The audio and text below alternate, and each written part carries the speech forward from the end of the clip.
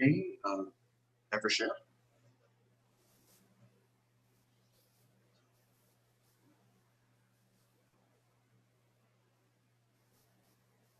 Hey, Ron.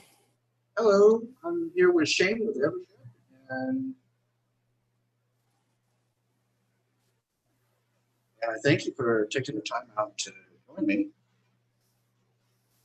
Quite welcome. Thanks for the invite. And I know Bo was supposed to join, but he had some other engagements. Yeah, Bo's got young kids, so I think today there were some family had come in. I think it's his son's birthday or something like that. So tried to work it. Didn't work out. Well, you know, kids will do that for some people. Oh, sure. Well, yeah. Well, family first. You know, I get it. Oh yeah. Oh yeah. Well, like I was telling you off camera, it's like I found out about you guys through YouTube, and that song. Get back to that song, Silver Light. You know, the first song off your debut album, and I found out. I think it was in about around this time in 2019. So it's like kind of right after you released your second album. So okay. Yep. And it was like, so I had to get at least those two albums out, you know, to listen to it. And I got to tell you, I do listen to them a lot. Oh. I don't know, they have such a, even on the long songs, they have such memorable passages in it that it's like, after you finish listening to it, it still stays in your head. And, to me, as a listener, that's a great thing, because if you go and listen to something and, you know, after you stop listening, you know, it's almost like you forget about it and you go on to your next, you know, it's like to the next band to listen to. But it's like sometimes you know, with you, you know, especially like with the first album, you know, listen to that thing all the way through.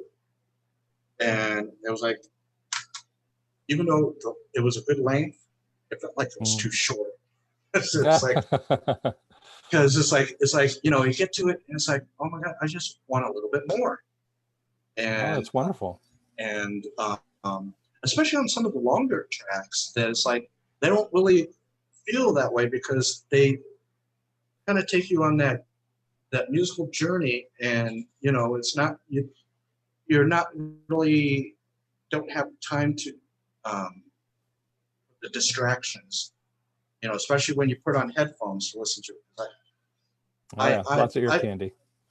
Yeah, I feel that's the best way to listen to music, even if you have a high-end system. You listen to it on the headphones, and you can get in every single bit of music information that was recorded, and and it's like, and then of course, you know, Bo has a voice that is, in progressive rock, it's, you know, people are more like a stylized vocalist, but Bo is more of a singer. You know, he can carry the tunes, and so it's like, for the most part, it's, you know, people's in prog, the vocalists are like, you know, like theatrical, you know, like Peter Gabriel, you know, people like that, you know, that they're, you know, may not have the best vocals in the world, so they make up for it and, you know, make it more theatrical. But with Bo, you know, I mean, he can't, you know, from the videos I've seen, you know, live stuff, you know, he could basically do them both, which is, you know, just, I think that brings a better audience. And of course, you guys touch on some of the more classic rock. I mean, you're not, you know, you are a progressive rock band, you know, with the emphasis on rock. Guys,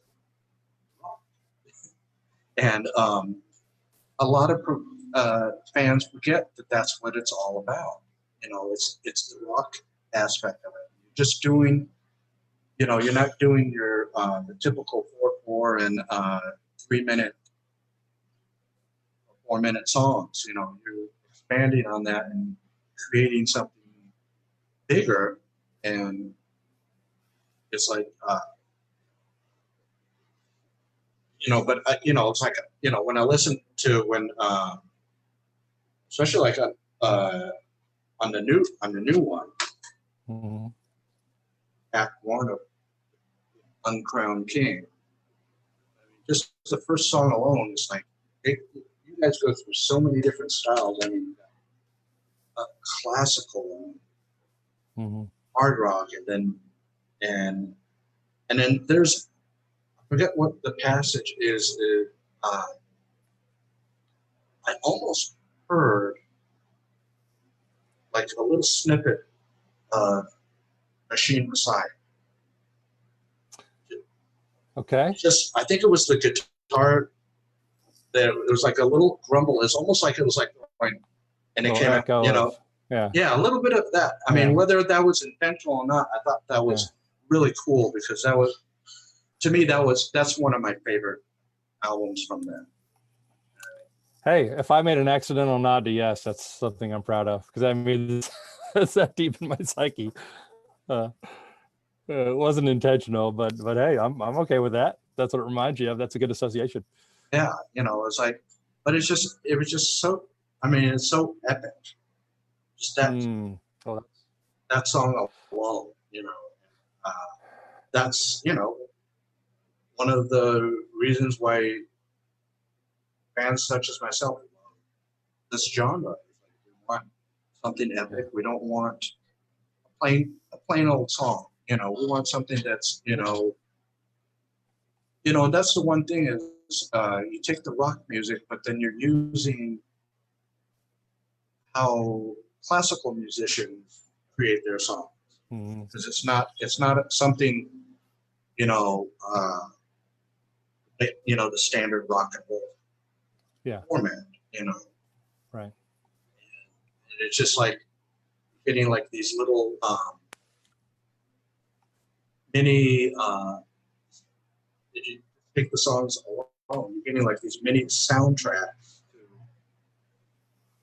know, whereas rock bands, they don't do that. They just they want to use the old blues and rockabilly foundation for their songs, and amp up the volume, which is cool. I there's too many of those bands out there. There's not enough aggressive bands or bands that are taking chances. Yeah. Like I was telling you, on camera too, it's like Styx, their new one, Crash of the Crown.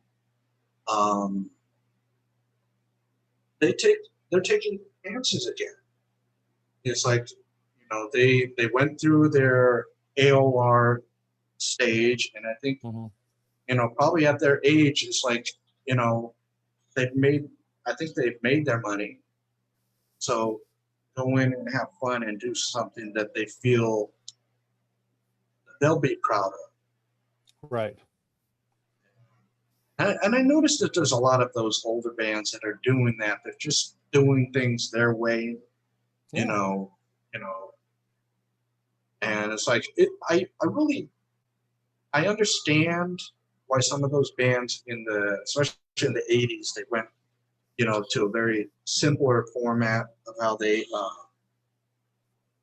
how they wrote their songs, how they were recorded, that big drum sound, was pretty famous in the 80s. I understand, they needed to make money. They didn't, a lot of those bands were really broke in the 70s. Yeah. Because, I think a lot of that reason is, their stage shows. I mean, didn't pull punches, just made like these fantastic stage shows. Yeah. And I think they spent way too much on them. I think they should have just concentrated on their music and not, I mean, it's nice to have a nice little stage, but when that's your budget is going right into making all these backdrops and everything, it's like, well, I personally would rather go there and watch it. Yeah. And I noticed that you guys played Ross Fest. Now, which year did you play there? We played Ross Fest in 2017. Yeah, I missed you by 5 years. Yeah, we did Ross Fest in 2017, and then there's a new prog festival called Prog Stock that's been going for about 3 years now. Yeah, and so we did the second year of Prog Stock, and we're planning on doing Prog Stock again. Oh, so in October or next year? No, probably 2022. Yeah. Yeah. I know this year they're doing it, and they're doing it a mixture of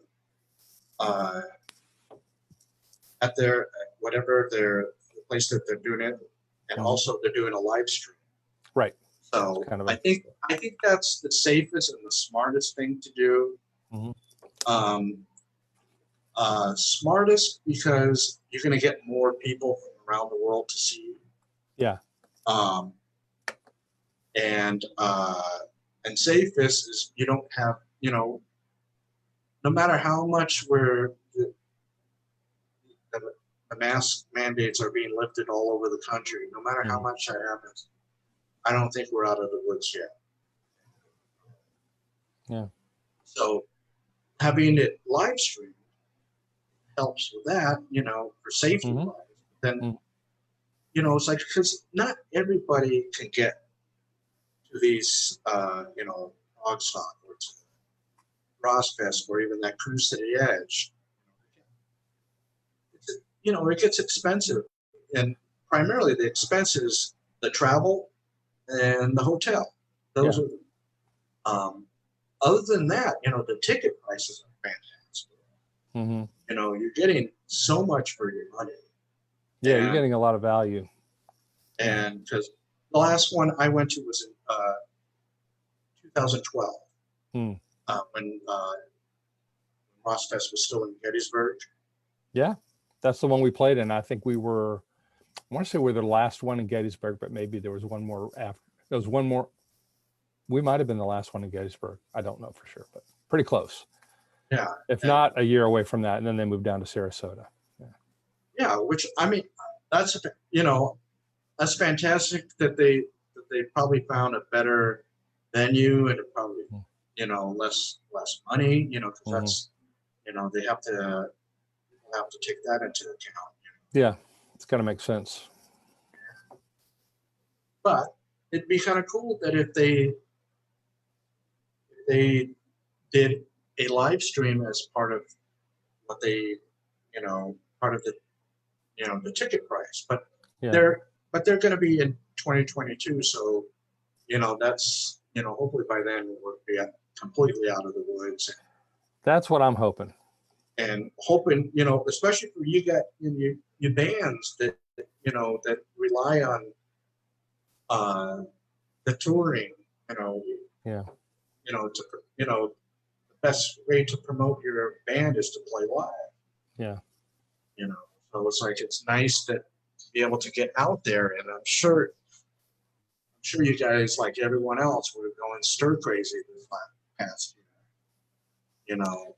Well, we kept very busy. I used the opportunity to just write, just to compose these and, make these records. I think there were some bands I saw, they were really kind of pushing the live stream things and all of this. And that has a lot to do with when your album came out and what you had to support and what your plans were. In our case, I just used the time to write a 2-hour rock opera. Right. So right here. Yeah, Crown Cake. Yeah. So I had it didn't it actually worked pretty well for me, and I would never wish that circumstance again, obviously, but it was a very fruitful, I used the time, took advantage of the time, the circumstance, Exactly. yeah, to put out this music. And so, that one's out. We're actually recording part 2 now. It's written. I wrote it all.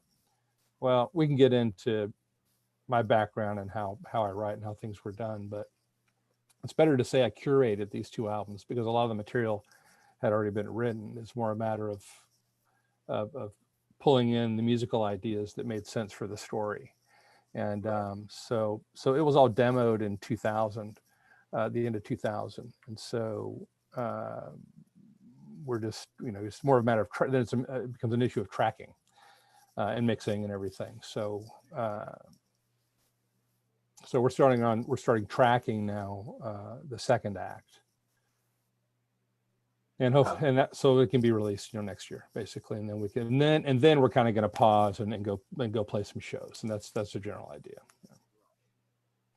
Yeah, that's like I told you, it's like this one, just the first song alone, Pilgrimage, is like just an epic. So it's like for anybody out there, it's like right there, that first song tells you what kind of a ride you're in for. It's like a lot of times you can tell right off how the rest of the album is gonna go. I wouldn't say sound, but it's gonna go, and then other times, you just go, okay, maybe it takes a couple songs before you get into you feel what the band is all about and what they're musically trying to convey. A lot of times, I'll tell you, honestly, it's like when bands kind of go into this, with their lyrics and their story ideas, like especially the progressive rock band. For me, story-wise, it's a hit and miss on what I can understand from it. So it's like that's when I start going either onto the band's websites if they have one, or Wikipedia if one's done correctly, and with all the proper information, just to find out about, okay, why is this band singing about this subject? It's obvious, everything has personal meaning to you. So it's like, I always like to find out about why people write their lyrics, because there's some people that write basic stuff, and then they have to rely completely on how the music sounds. And then there's bands that write complicated lyrics, and their music is, and it's like, and you're just right in the middle. You take the best of the epic sounding music, and then the epic lyrics and the story lines. Like, I mean, I know this one. I did see on YouTube. You guys did a little interview, you and Bo, where you talked about this, and it was like, well, honestly, I didn't understand a lot of it, but I just found it fascinating that you guys took that kind of a subject. And well, where else, I found that it's, in a sense, it is kind of the artist's job to take those things on. And I think take on the deeper subjects. We don't have a society anymore where we discuss things in depth. Those days are gone, unfortunately. It's very hard to have even a public dialogue anymore. So, it's very incumbent, and has been for a while now, that artists of the world take things up, and discuss things. And particularly in prog, I mean, we're talking about artists, and again, not to say this is better than that, but pop artists, they're gonna sing about, I'm gonna be nice about it, but they're gonna sing about relationships, and and then maybe talk about relationships, and then maybe talk about drugs, and then talk about relationships. It's just, It's a me thing. It can, and it can be a me thing, and I'm okay with me things. It's just it's about this thick, it's about this Right. deep. So with prog, we have the advantage that we're not so concerned about fitting in a concept in 3.5 minutes. So we can because the song form and the genre allows us to spread out a little bit, we can take on other topics, and we can talk about things that are a little bit deeper and take time to tell that story. And so that's one of the reasons I really love progressive music, because it gives you that time to properly story tell and develop an idea and develop a story. Yeah. I've seen people talk about this thing. There's a documentary called 1971, and they were explaining how even then the pop artists were singing about meaningful things, where it wasn't all about, like I just said earlier, all about me. What happened today? I stubbed my toe. Oh my God, the world's going to end. That kind of mentality, and it's like, okay, but I think a prog lyricist could probably take that same story about stubbing the toe and woe is me and make it into something completely epic, using metaphors and things like that. So it's like, that's one thing you guys can do that pop artists can't, or maybe they're not allowed to. I think the latter is probably more true. Now obviously you're going to have your pop art. You're going to have your artists who have control, and you're going to have those who don't. Exactly. And a lot of what happens, particularly if it's something that if it's something big and public, that's the corporations are controlling that. That's not the artists.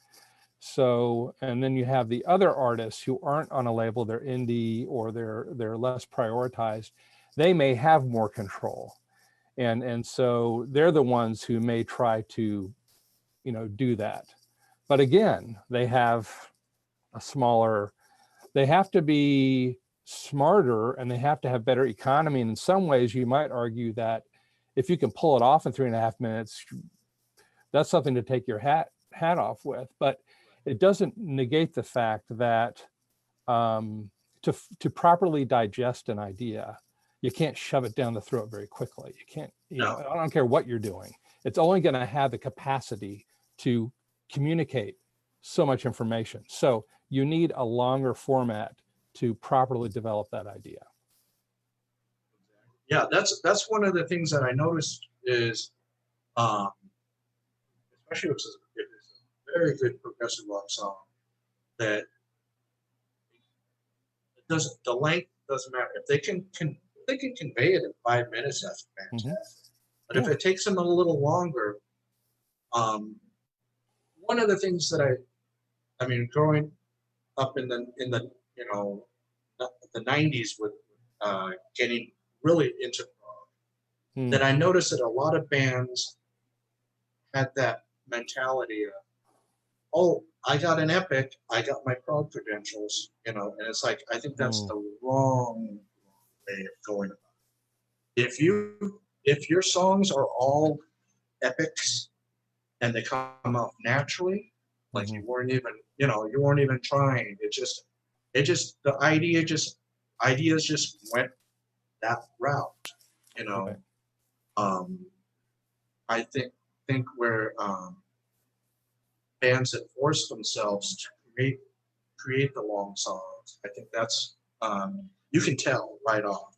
Yeah, there's a contrived kind of sound to it. Yeah, and nowadays it's like you can easily do that because Pro Tools, anything, you could just attach thing, cut and paste and everything, and it's like it's easier to do that. Yeah. Whereas and years ago you'd have to record all that. Yeah. And not to put myself into that authentic category, but I can only truly say that the only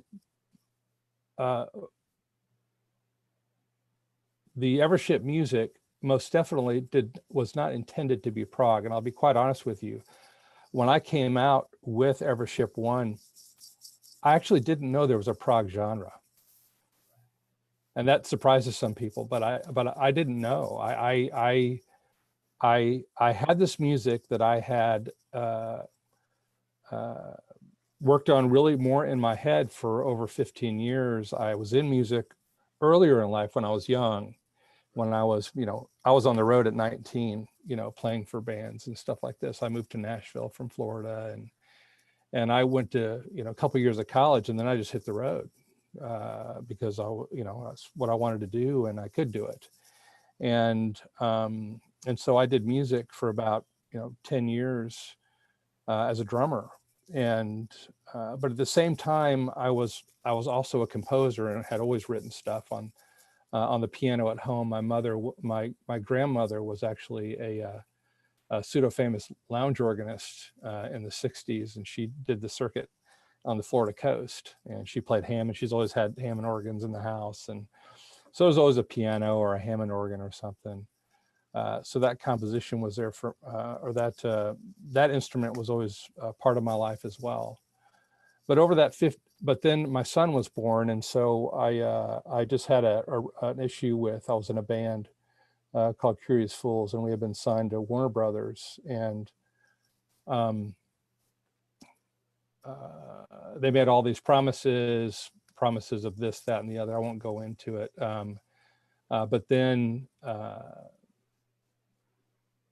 they end up dropping the band, which people don't know. Record companies do that a lot. They will buy up bands to A, remove the competition, B, have a tax write-off. There's lots of reasons that they do it. It's very sad. But that was just kind of it for me. I kind of had it with the industry. I totally got out of it. I went into software. My son was born like right at the same time. We just recorded a second record, and we're getting ready to go support it. And my son was born, and there was a whole bunch of drama there. But basically, I felt like this is not the right. It went out of season for me real fast for various reasons, and so I kind of just dropped music altogether, which wasn't really smart in hindsight, but you don't know. But it through my career as a software person, I never stopped writing. I couldn't. It never really went away, and so but I kept chronicling all these ideas, and so that when I did feel this call back into music, when the kids were a little bit older, I had this mountain of song material, and so it took quite a while to figure out what to do with it all, because I had all kinds of genres of music in there. But the stuff that I really liked was this kind of band music, this kind of rock band music, right. And so that's what I pursued, and that's what I curated basically. And I had about 5 albums solid worth of music, and that's really what I'm putting out now. That's still stuff that was written, in the 90s and in the 2000s, really. And after Act 2, I've got one other one that's pretty much written. And then after that style of music, or those ideas, they're a little bit less. I would have to come up with completely new ideas at that point. But all that being said, to go back to the original thought was, when I put out Evership 1, honestly, I really didn't expect it to have the response that it did. I thought that I might get criticized for using mini moogs and mellotrons. I thought people would go like, who's this old guy, Right. pulling out this, I had no idea. I was like, look, I'm not going to be, when I tried to come up with the sound of Evership, which I did design the Evership sound, and I knew that the music itself, the compositions were modern.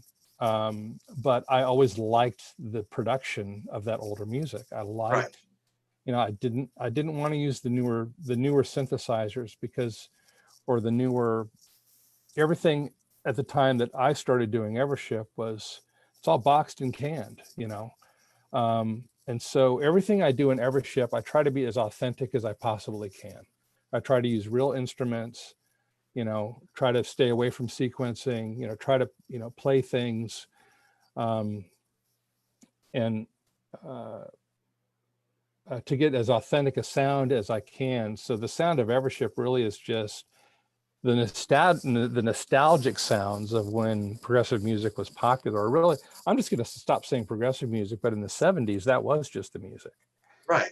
You know what I mean? And so I liked that production. So I used that production, but I used my own music, which was really, in my mind, I wasn't being derivative of anything. It was just, you know, were some of our influences, I believe. So it was, I'm sure, you know, everything is a regurgitation of maybe 1,000 different ingredients from the times of me growing up and all that I listened to.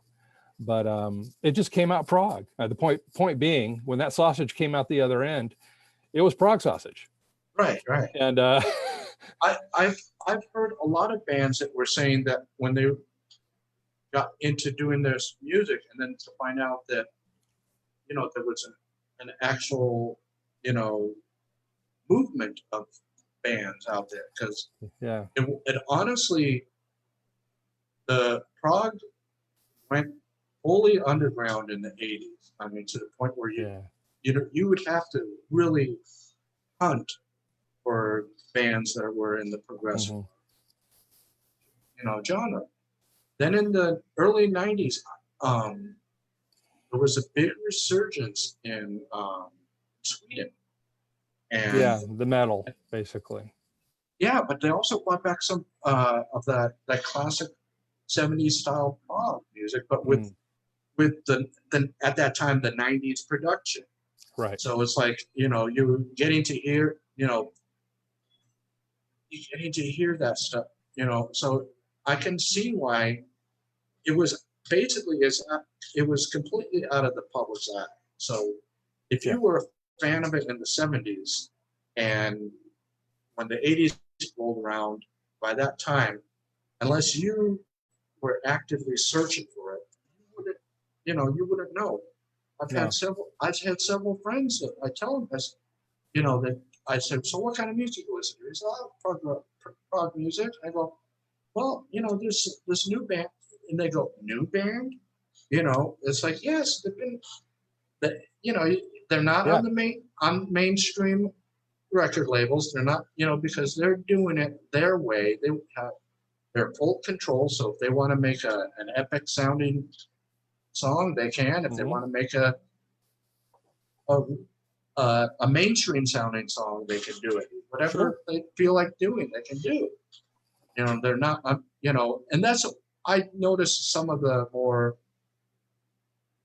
we call them prog snobs, that, if you're not ultra complex, you don't fall under the prog umbrella. But I think the prog umbrella has so much, so many different styles. It could be symphonic, it can be hard rock, it can be metal, it can be the complex stuff.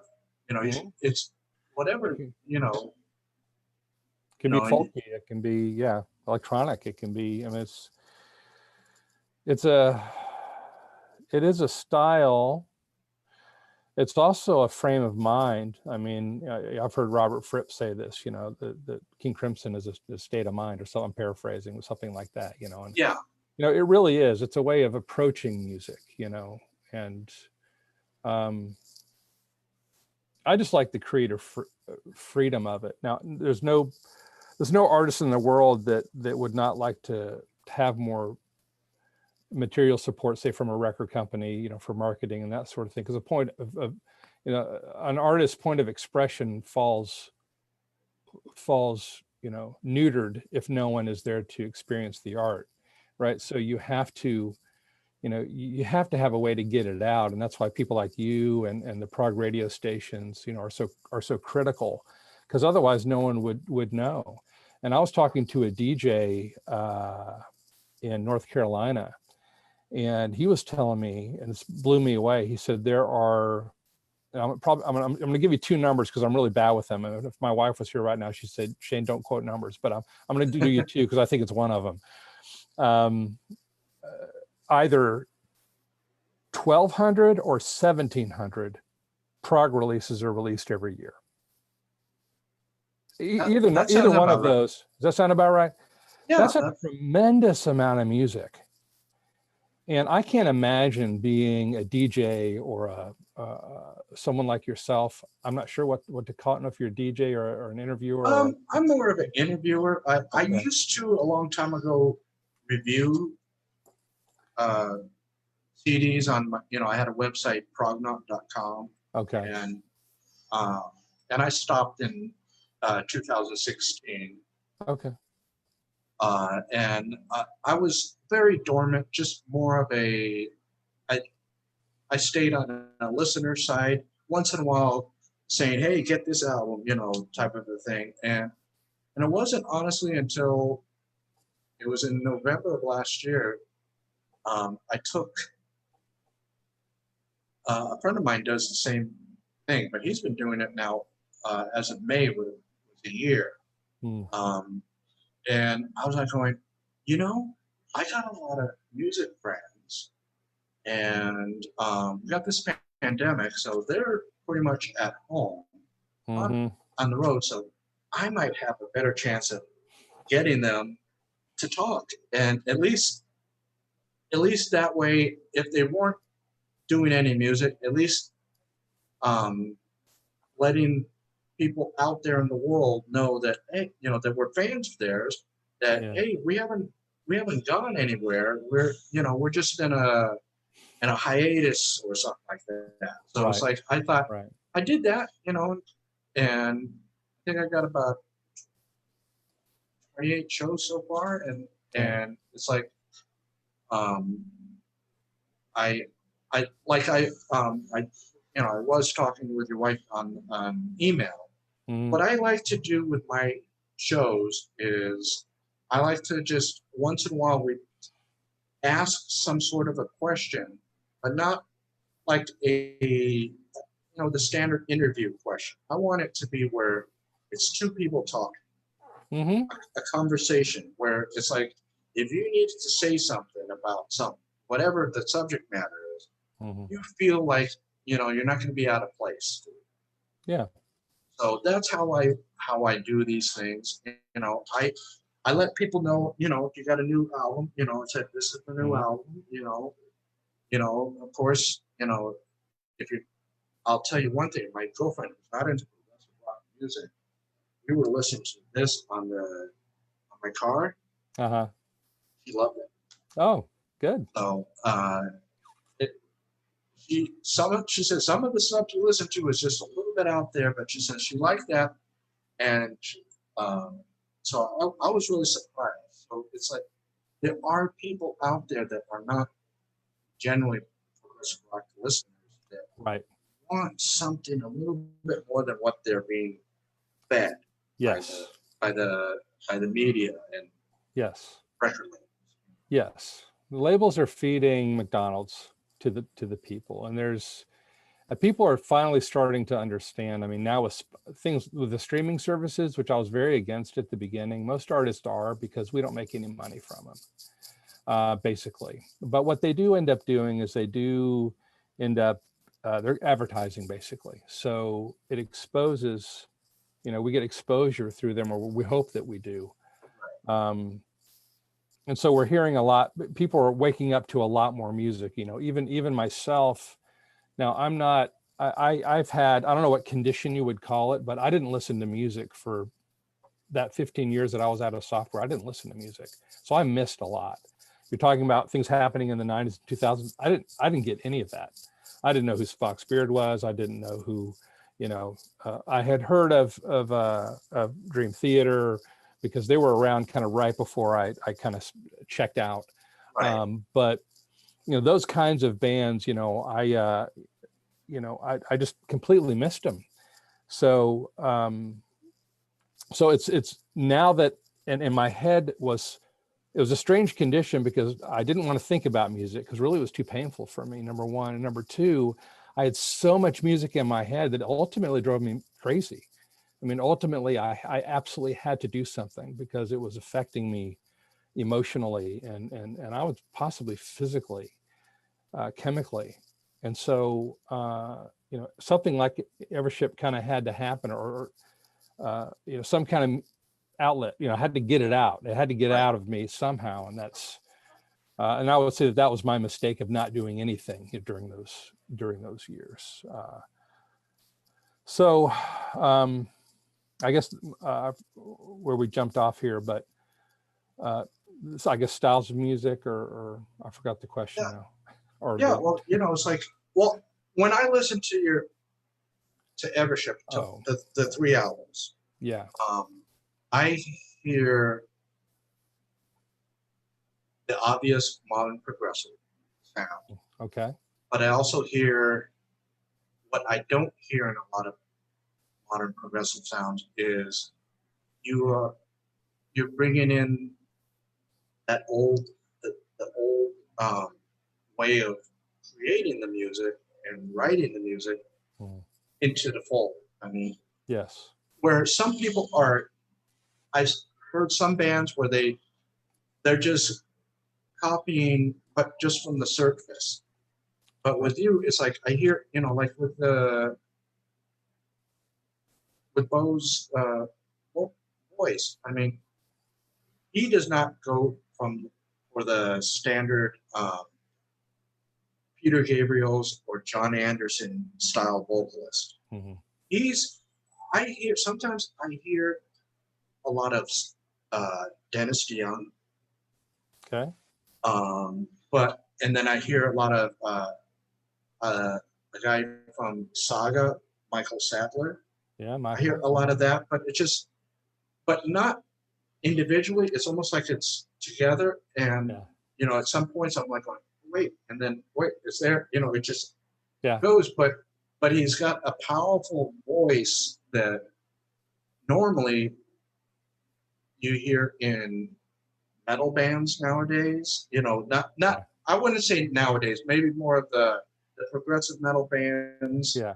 Like Dream Theater and Fate's Warning, where it's like the music is like firing on all 4 cylinders, and it's like a wall of sound.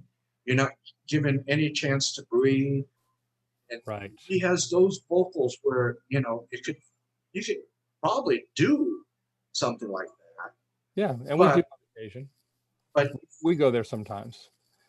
Yeah, but you do it in a way where you're not going to be like, oh, they're doing that. It's like you bring it from the rock standpoint. Yes. Because there was a lot of rock bands in the 70s that got a little heavy sounding, but they didn't go into, they weren't classified as a metal band.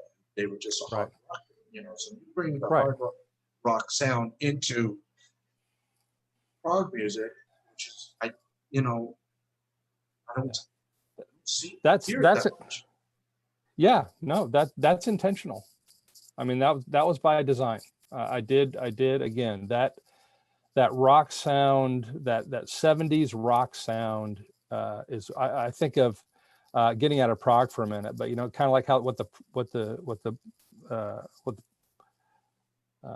Black Keys, the Black Keys or I forget the names.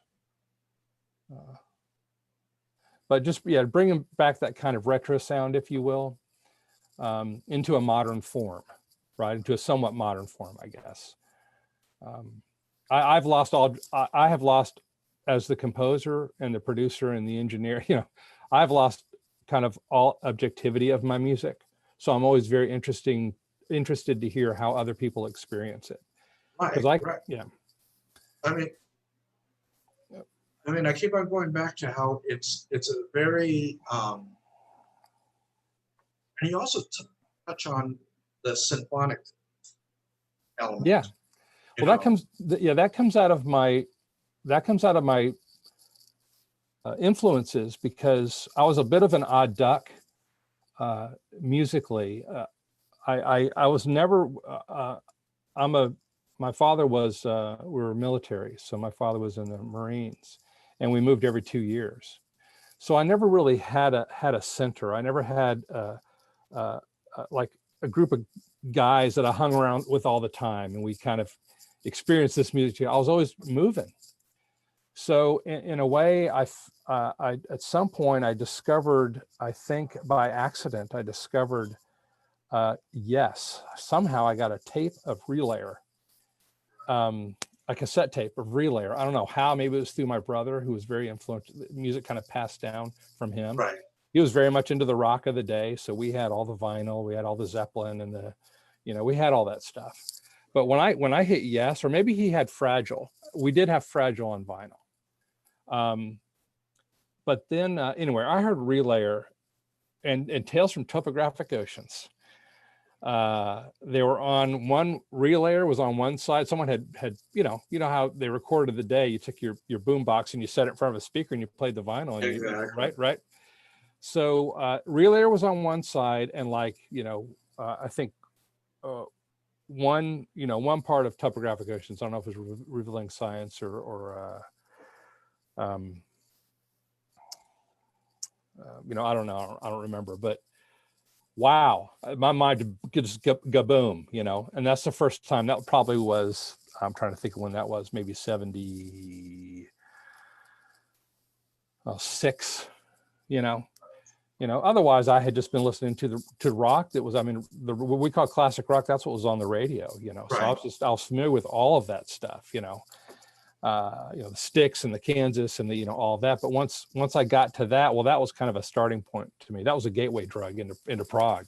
Right. And I was like, I want to find stuff like this, And so that's where I went. And then from that, it bumped me over into classical. Because when in school, being very much into music, obviously I gravitated to the musical side of things, and I discovered Isoa Tomita, who, I don't know if you've ever heard of Tomita. I've heard of him. So he was kind of one of those early guys to really exploit classical music with synthesizers.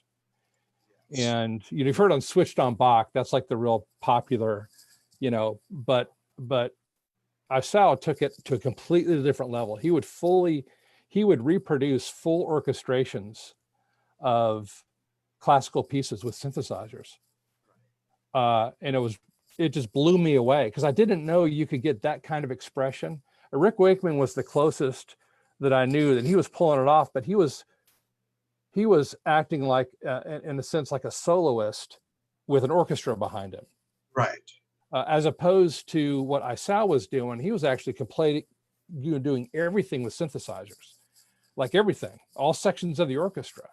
Right. And it just blew my mind. And so, and I was a drummer even at that point. I started playing drums when I was 7 years old. So, and that's what I did professionally for a decade here in Nashville when I was very young. But the keyboards were always something that fascinated me. And like I said, we always had a piano, and I was always kind of diddling and playing and writing. Well, of course, my grandmother had a Hammond organ. She was an organ player, so that was a part of my life. I just didn't think about it. It's just kind of a normal thing for me. Right. But that put me into the classical realm. And then, so I'm a high schooler listening to Ravel and Debussy and Tchaikovsky and Rachmaninoff and all of these larger works, and it just made sense to me. It's like my mixtape was Concerto in D minor, magnum opus from Kansas, something off of Tales, right. That's all. I didn't. To me, there wasn't a distinction. Although I knew no one around me was listening to that kind of music. Yeah, they just didn't know what it was, because we're approaching the 80s, and that stuff was very 70s. Right. So they were listening to, Billy Idol and Motley Crue, right, right. And I was listening to, Selling England by the Pound and, Red, Yeah. And they didn't even know what that was, Right, so right. It was a bit of a lonely experience. That I think that possibly caused the pressure, the musical pressure in my life, in a way of not knowing what to do with all of this musical ideas that I was having and how to get those out. And so, and then I got into opera. I stumbled, it's a little dark, but a friend of mine, an associate of a friend of mine's passed away, and he had a massive opera collection, and they didn't know what to do with it. So I said, I'll take it. So Right. then I got into opera. So I got real deep into Puccini and, you know, and all this stuff. And you just kind of put all that, and then Queen made a lot more sense to me, and, you know, and some of the, you know what I mean? And so you put all that together, the classic rock, the classical music, the opera, and then a little bit of experimental, because when I got into college, I got heavy into fusion for a while. So Mahavishnu and Chick Corea and these guys, you kind of put all that in a pot and you make a stew. Oh yeah. And then you kind of again put it through the sausage grinder, and kind of Evership's what comes out the other end. Right. Right. Yeah. This my real introduction to prog came in 1980. Before that, all I was listening to was whatever my parents were listening to on the radio. You know, I didn't. Sure. It was more background noise for me than anything. I couldn't even tell you who was on the radio, except for the obvious, you know, like the Beatles or, you know, Stones, stuff like that. Yeah. But if someone had asked me what I listened to back then, I wouldn't have known. But it wasn't until I was 1980, I was 14 years old. My friend gave me a cassette copy of Permanent Waves. And I was like, why are you giving me this Russian cassette? Have I ever listened to rock? And then when I played it on my boombox, now looking back at hindsight, I think he knew that that was a direction I needed to go. Yeah. And from there, I got that Classic Yes cassette. Yeah.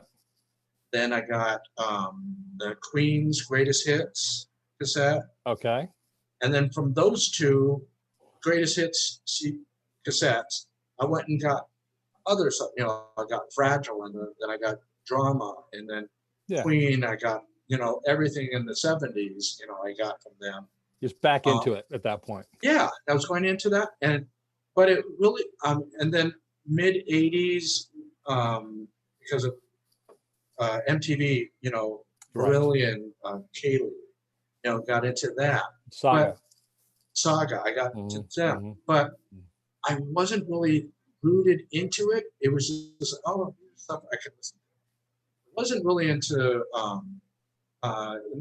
Right after high school, my friend got me into the more, you know, the thrash metal scene. So that was when I was starting to care about music, and I got a job at a record shop, and me and this other guy, that's all we would ever play, anything thrash metal. He would play more punk stuff, you know, what was it, that New York hardcore stuff. And the manager there, you know, he listened to everything, you know, but he got tired of, we repeated the same albums over and over again. Right. And he went in, and because you mentioned it just earlier, he put in Red, and all of a sudden that light bulb hit, turned on, and I'm like going, wait a second.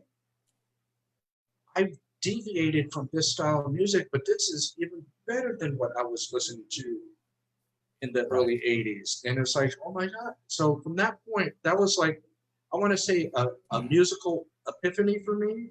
Yeah. And from that point on, just going down rabbit holes of new, you know, whenever someone, you know, like I told you before we started, you get all these recommendations from everybody. It's like, you know, check these guys out, you know, and it's like, you know, yeah, you know, I got quite a few of the check these guys out collection back here, you know, and can't get them all, but you know, I get as much as I can, and it's like, in the 70s, I missed out on a lot of, you know, like you're saying, that fusion stuff. You know, I got some Mahavishnu orchestra. I need to get more into that, but it's like it's like so much of that stuff that I missed the first time around that I'm starting, you know, in my mid 50s, I'm getting into it, and I think in my mid 50s compared to my mid 20s, I think I have more of an open mind to want to listen to various things than I did back then. I was just, that's all I'm going to listen to and nothing else. Don't try to get me into a new band. These are the Right. bands I like, Right. And I think that's what you always run into someone like that, that they don't want to get out of their little safe bubble, Yeah. But at the same time, some of these people go, oh, I wish there was something new to listen to, but they're not willing to take that plunge. And in a way, that's why I think I was bringing up the Spotify and the Apple Music. What these streaming platforms are doing is they are exposing more people to different kinds of music. We're just a completely, it's not about genres anymore. Everything is very cross. My son and my daughter, they listen to everything. They like everything. It doesn't matter. It is not. We've lost that, because the record companies are consolidated and we don't have it. It's a hit or miss. That categorization is very important. There's an importance to it because it allows you to go and find stuff that you like, and I'm not crazy about, again, there's such a flood of music, and there are a lot of people making music who shouldn't be. They just contribute noise to the and it's not my call to say who that is. I'm just saying it's just a reality of it. When you have when technology has opened the door and a kid can make music on his iPhone and upload it to Spotify, I'm competing, and I'm spending $10,000 on a record trying to make a legitimate product and trying to, and somebody will say, well, how are you more legitimate than him? That's not my point. Art is art. There's no, there's no standard of goodness or bad. I'm just saying, but there is something. You're investing into it. I'm investing into it. And there's a level of experience and quality, and that has value, and I know it's very cultural, and it's really hard to pin music down. And so I need to be very careful when I talk like this, because I don't want to necessarily exclude someone who would then say to me, well, all I have is an iPhone. Right. Well, now I feel like a complete heel. But my point is we have such a flood of material now. And it's really incumbent on the people who make playlists and the people on prog radio and people like you guys have the job. You're the folks who are going to pick and choose the stuff that is hopefully valuable, at least has value to you, that you want to pull it up out of the norm, and because we're just in an age where without record companies, everything goes and everybody has something to say, and we simply can't consume all of that. It's just noise. Right. With me, it's like, I like to, when I come across a band that I really like, to the point where it's like, I can't live without it. Yeah. I like to tell other people about it. I said, if you have a missing, something musically in your brain, that you want to hear something that's just overly, fantastic, and something that's out of your comfort zone. I always like to, if someone can say that I want to listen to something new out of my comfort zone, all of a sudden it's like, yes, I can feel that. I send you to it. Now, if, of course, if they like it, great. If they don't, okay, that's fine, Yeah. But at least I use things like the Amazon Music, because whenever I buy a new CD from them, almost all the time, they give you that little MP3 download copy of it, so I do that, and then I go, whenever someone tells me about a band that, I go and look on YouTube. I recently got checking on Spotify, but I'm just so used to doing YouTube, finding, I think I find a lot of bands on there. Yeah. And then of course they do they get the algorithms going, and then they go, oh, well, if you like this band, you're gonna like this one, and it's like a never ending, you know, you're just falling down that rabbit hole. Yeah. Yeah. That's why that getting, you know, having genres is good, because it helps to classify, you know, things. And all these services, whether YouTube or Spotify, I've had to let go of, okay, I'm going to make money with my CDs, because there's just, you know, that's a very difficult thing to do when music is free. And so instead of fighting that, you almost have to lean into it and look for the positive sides of it. And it is good. And I don't want to be misunderstood. You can make very good music on an iPhone. That wasn't my point. My point is there's now so much music in the marketplace. It actually is really more of a challenge for people to find what they like. Yeah. And so we need the categorization to help guide and lead people to pools of you know, of material that fits their taste, suits their taste.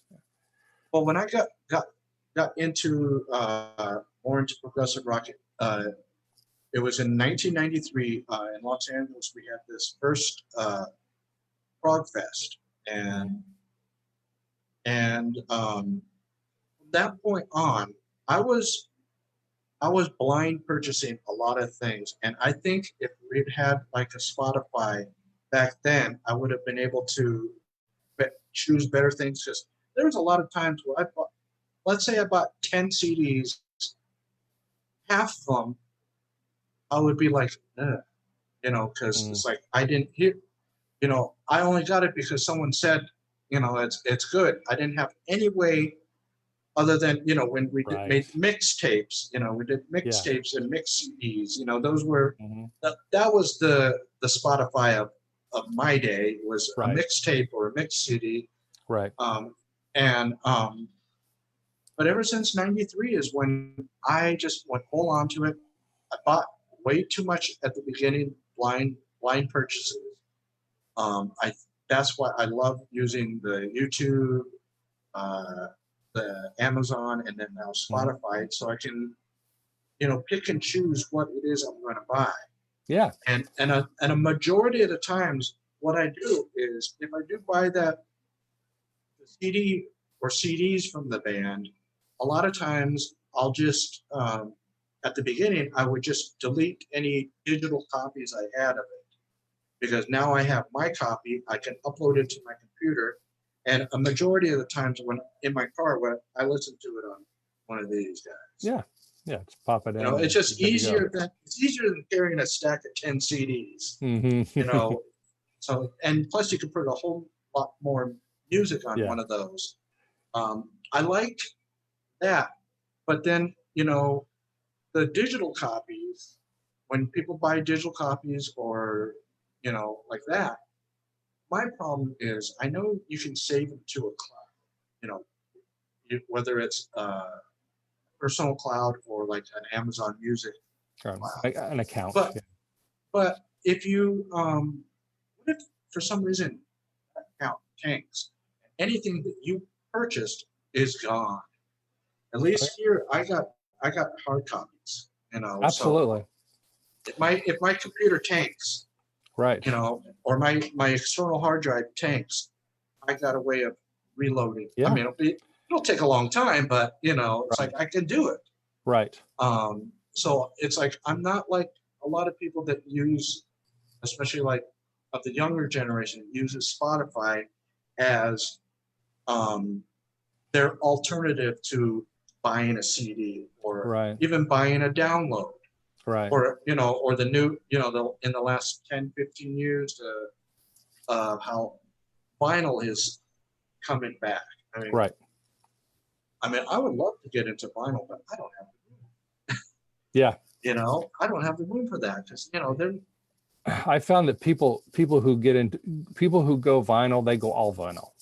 Yes. They stop doing, it's like, that's kind of what you have to do because it is kind of all consuming. And yeah. I mean, I get it. I mean, I know there's a lot of my friends that's all they get, you know, an occasional CD, but they just get all vinyl. And it's like, hey, you know, fantastic, you know. And especially the ones that grew up with it, you know. Yeah. Not, you know, I wouldn't say, you know, not like the second generation where a lot of times it's the kind of like the hipster thing to do. Oh, Right. you know, well, let's go retro. Let's get the vinyl, Mm-hmm. you know. And I even hear they're trying to bring back, or they did, cassettes. Oh yeah, you can make cassettes now. And Yes. 8-tracks. I mean, 8-tracks are out of all the formats that I used growing up, I hated 8-tracks because you know, it was just, especially when you got you know, long songs that, you know, and they cut it right, you know, you hear that nasty little clicking sound going to the next track, and it's like, I'm like going, no, you know, that was the worst. That was the worst. I did have vinyl when I was younger, but it wasn't like I wasn't like collecting it. I just had a couple of, I had a bunch in the 90s. I had a bunch of Queen vinyl.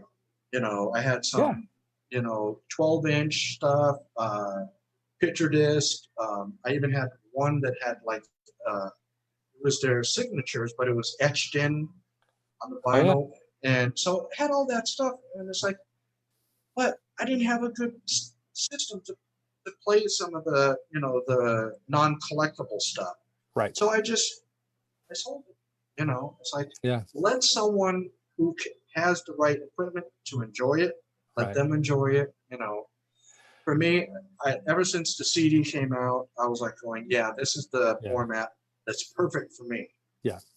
I like, you know, a big part of the vinyl that I enjoyed growing up was you got the experience. You got all the album art, and that's been something that kills me in this modern, where we are with music today.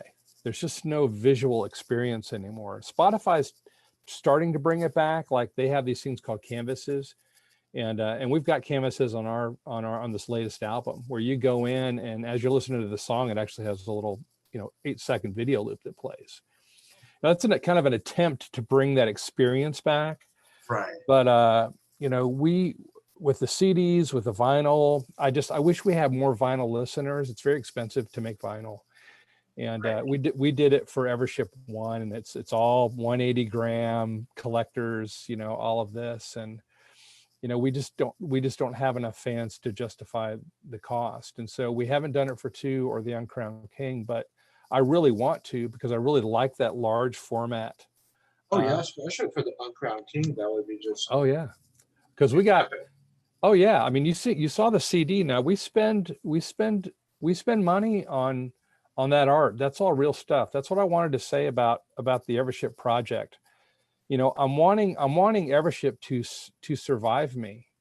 You know, I'm wanting it to actually be, you know, a kind of, I'm hoping for it to be a kind of timeless art that will, you know, that will survive and not just be another prog album, because, you know, we go out of our way, like the book. Like how this is like a book, like an old style book.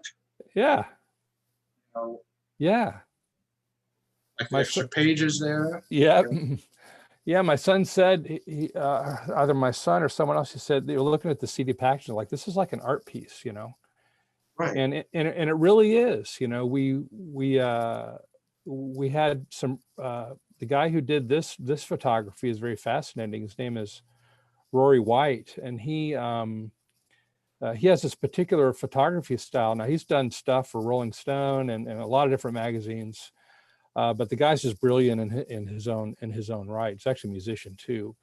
But with his photography, he does this thing called paper dolls, and he did an exhibit last year in Nashville, actually. But what he does is he does full on photographs, and then he miniaturizes them, and then cuts them out into little paper shapes, and then he creates miniaturized sets, and he puts the paper shapes in the sets, and then photographs those. And he calls it his paper. It's paper dolls is what he calls it. That was the thing. So we're making this album cover. You know, the first 2 albums were painted, and that's another thing. I'm trying to just express the fact that the album art that we're doing, this is not. I'll say this the right way, because again, I don't want to offend anyone else who's who's attempting, because doing this stuff is very, very expensive. So I'm not, but this is not $50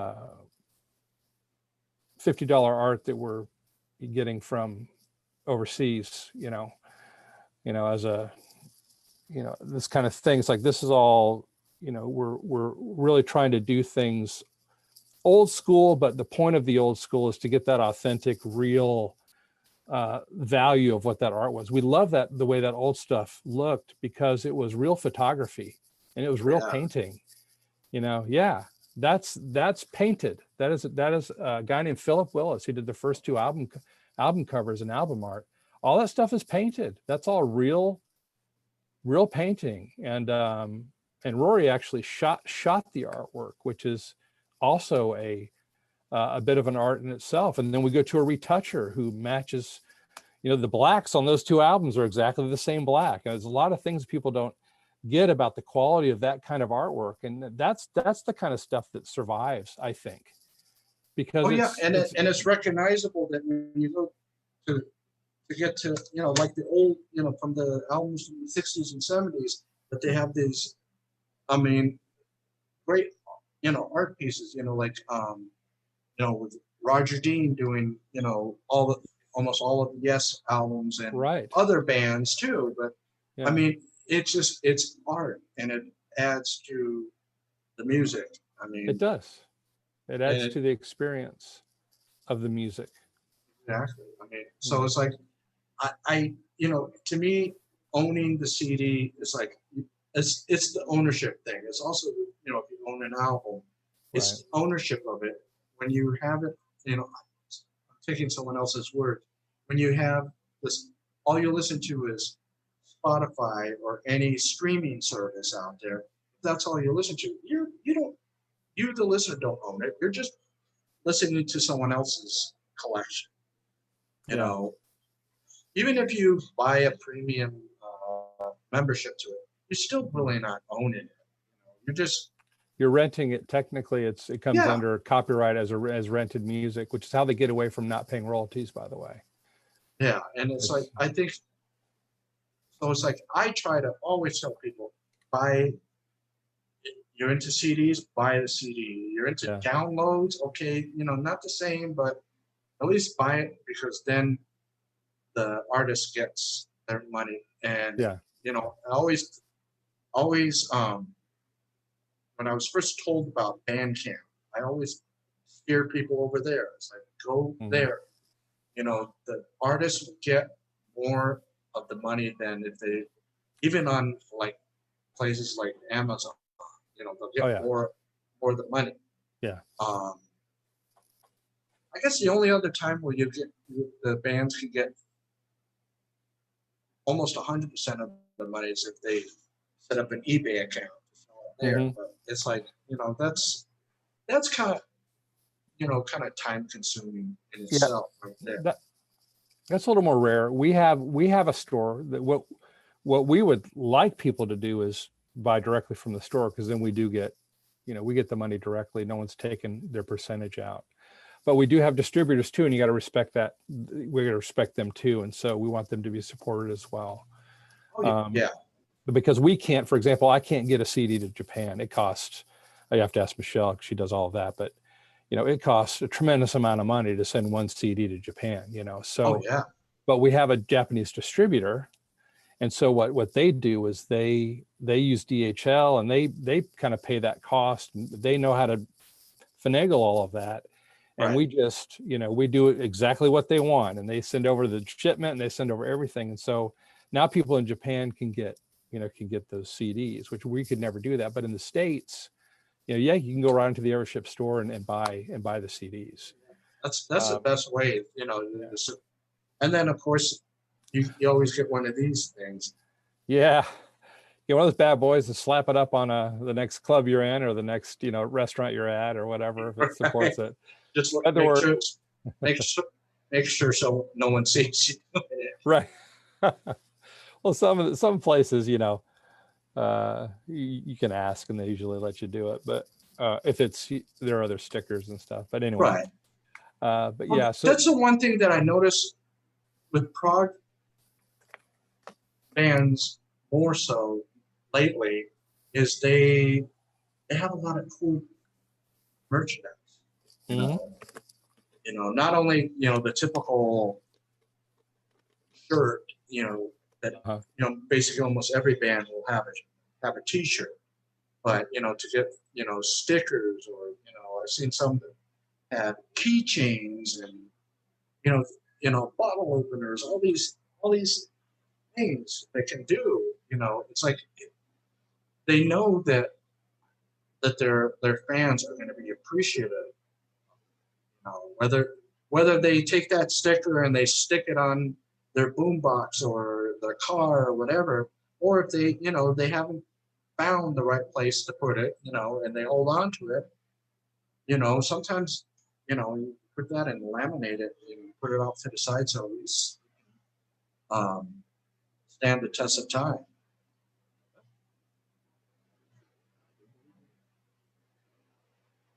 Looks like we lost some.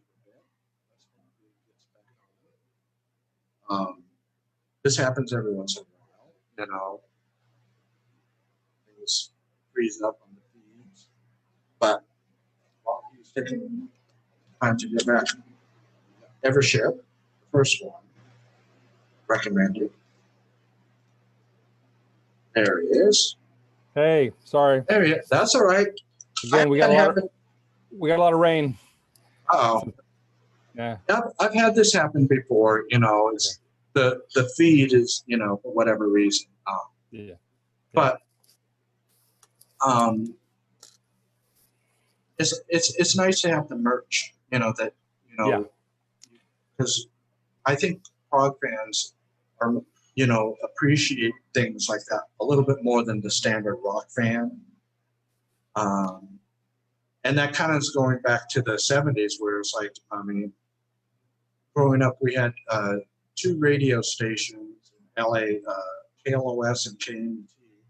And they used to have, they would have their, KLOS had this, it was like a rainbow logo, and inside of it, they would have the band name, but their logo, so let's say, it'd be this logo around a rainbow thing, or, so, it was all the days of mainstream merch, people, it doesn't seem that important, whereas with progressive bands, and fans, I should say, it's more important because, granted, to come home with a piece of memorabilia, especially of the show, it's like right here, I have this thing from 2004, this poster that they were giving the promoters were giving them out. So it's like to have some, something to remember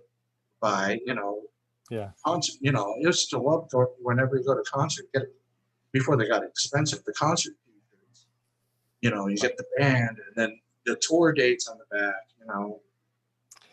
Yeah, I think merch is extremely important also because it's one of the few remaining ways that bands can make money. If you want to support, shameless plug here, if you want to support the bands, buy their merch, even online, if they're selling it online, because that's one of the ways they can actually recuperate some of the costs of what they're doing, particularly, concerts, yes, going out and playing it, is a good way to make money, but a lot of people, it's very difficult to do it right. It's very expensive to go play live, and particularly with progressive music, there's not a lot of places to play. A lot of people just don't get it, and it's hard to, we're not a band that you can dance to, right? So you can't go there. You can't do kind of the bar thing. We're not doing covers, so you can't do, you're not a, unless you're a known name, you're not really attractive to the owners, because we did a wonderful show at a place in Murfreesboro, and I'm not going to say the name because for obvious reasons of the story I'm going to tell, but great hall. We loved it. The show was amazing. And but about the second time we played, when I mean the show is amazing, that's not what I meant. Is we had a lot of people showed up. We had a lot. It was almost a friends and family show the first time. It's our first live show. It was our first live show. This is back in 2016. But you know, nobody drank. Nobody, you know, was partying. Nobody was, you know what I mean? Right. So and we did it one more time, and kind of the same thing. Why? Because it's not that Prague people don't drink and party. It's just Prague people listen to music. Exactly. And so they're actually listening to the music, you know. And so he basically said, we can't play there anymore. And he said, you know, he said, I know you guys are about the art. This is what the owner of the club said to me. He said, you know, you guys are really, you know, you're really good, but you're really kind of more about the art. And I get that. But that, you know, I can't make any money off of that. So, you know, it's been fun, but, you know, that'll be enough of that. Thank you very much. Right. And that's the challenge we have. So the outlets of live that we have basically are these guys that put on the festivals, or unless you have a very specific, you know, the Rosfest and the cruises and the, you know, the Prague stocks and the, you know, there are talks of the Prague Day over in North Carolina. I mean, these things are all very valuable because they're one of the few places that we can play that aren't what I would call throwaway shows. And I don't mean to demean those, but just playing at a local club basically for free because you want to stretch your legs. And, you know, it's just a lot of work to get these shows up and running. Playing this kind of music is very, very difficult. So it's a lot of investment.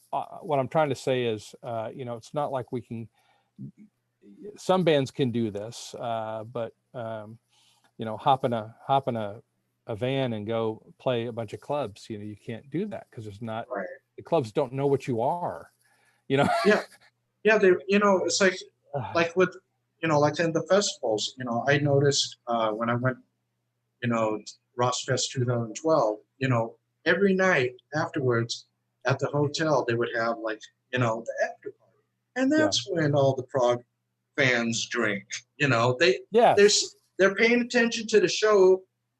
And then when afterwards, now that's where they're going to do their partying and stuff, you know, and that's cool. I mean, I've been to quite a few of those festivals that's what they do after, you know, the night after, you know, going back to like the mid 90s at in LA at the Prague Fest, you know, across the street, there was a hotel and you'll see all of the bands there schmoozing with people talking, you know, drinking and you know, and it was like right there it was like an open kind of a outdoor lobby type of a situation. Right.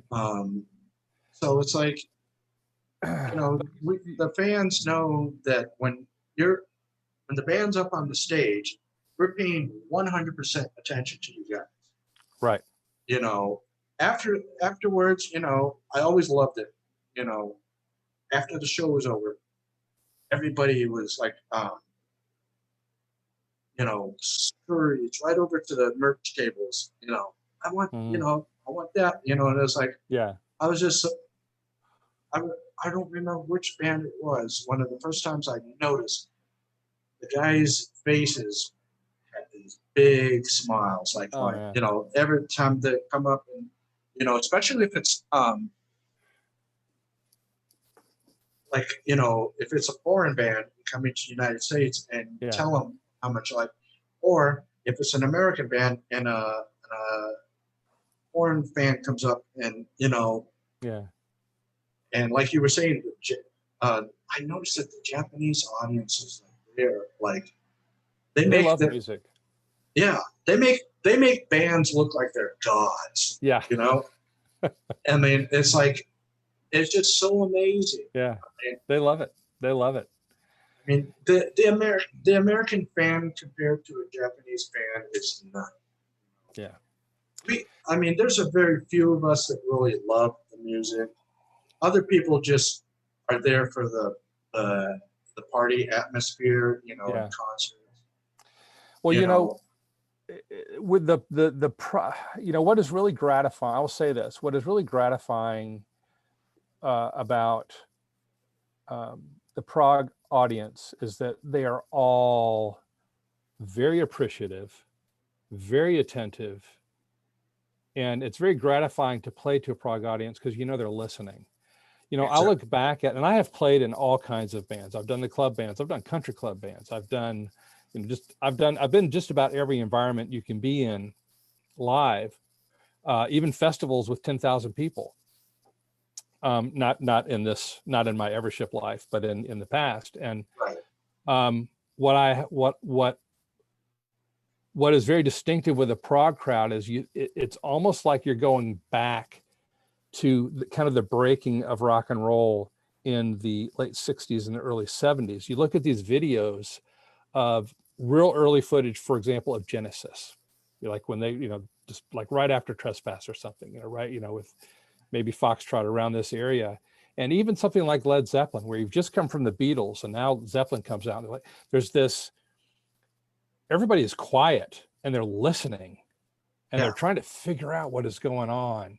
There's this engagement with the audience. People aren't yelling and screaming and, woo, and lifting up their top, doing all this, crazy stuff. They're like, it's the art of, they're like actually listening to music and trying to understand what is going on because it's so unique.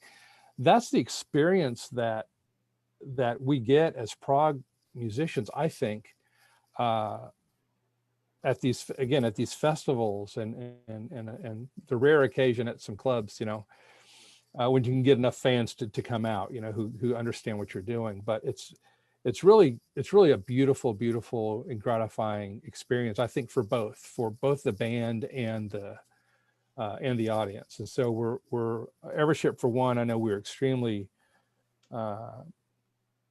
grateful to the Prague audience. Yeah, you're one of the newer bands, I'd say since 2010 that I feel are like the important. How back when you found out about Spock's beard. I mean, I had a friend of mine ask me, "Are they like them?" I said, "No, they're nothing like them. No. They're just the newest generation of prog bands that they're utilizing what came before them, but then they're pushing forward like a progressive band is supposed to do. Right. You're not supposed to stay in the same sound or repeating a sound that you've done. Like let's say you repeated your sound. An album, you put out your first album, and then the second album almost sounds like it's either the same thing or a continuation at best. But with you, it's like each one sounds different. It's almost like started out with a grand sound, and it's like it's just getting more and more out there, more engaging, more symphonic. I mean, it's just that element of that symphonic element is what. It's like some bands get symphonic, but then their guitars are turned down. Or if their guitars are up, they're almost metal sound. It's like, and you just do that. You got that symphonic thing going, the loud, the heavy guitars, but not metal. That's the thing. It's just not metal.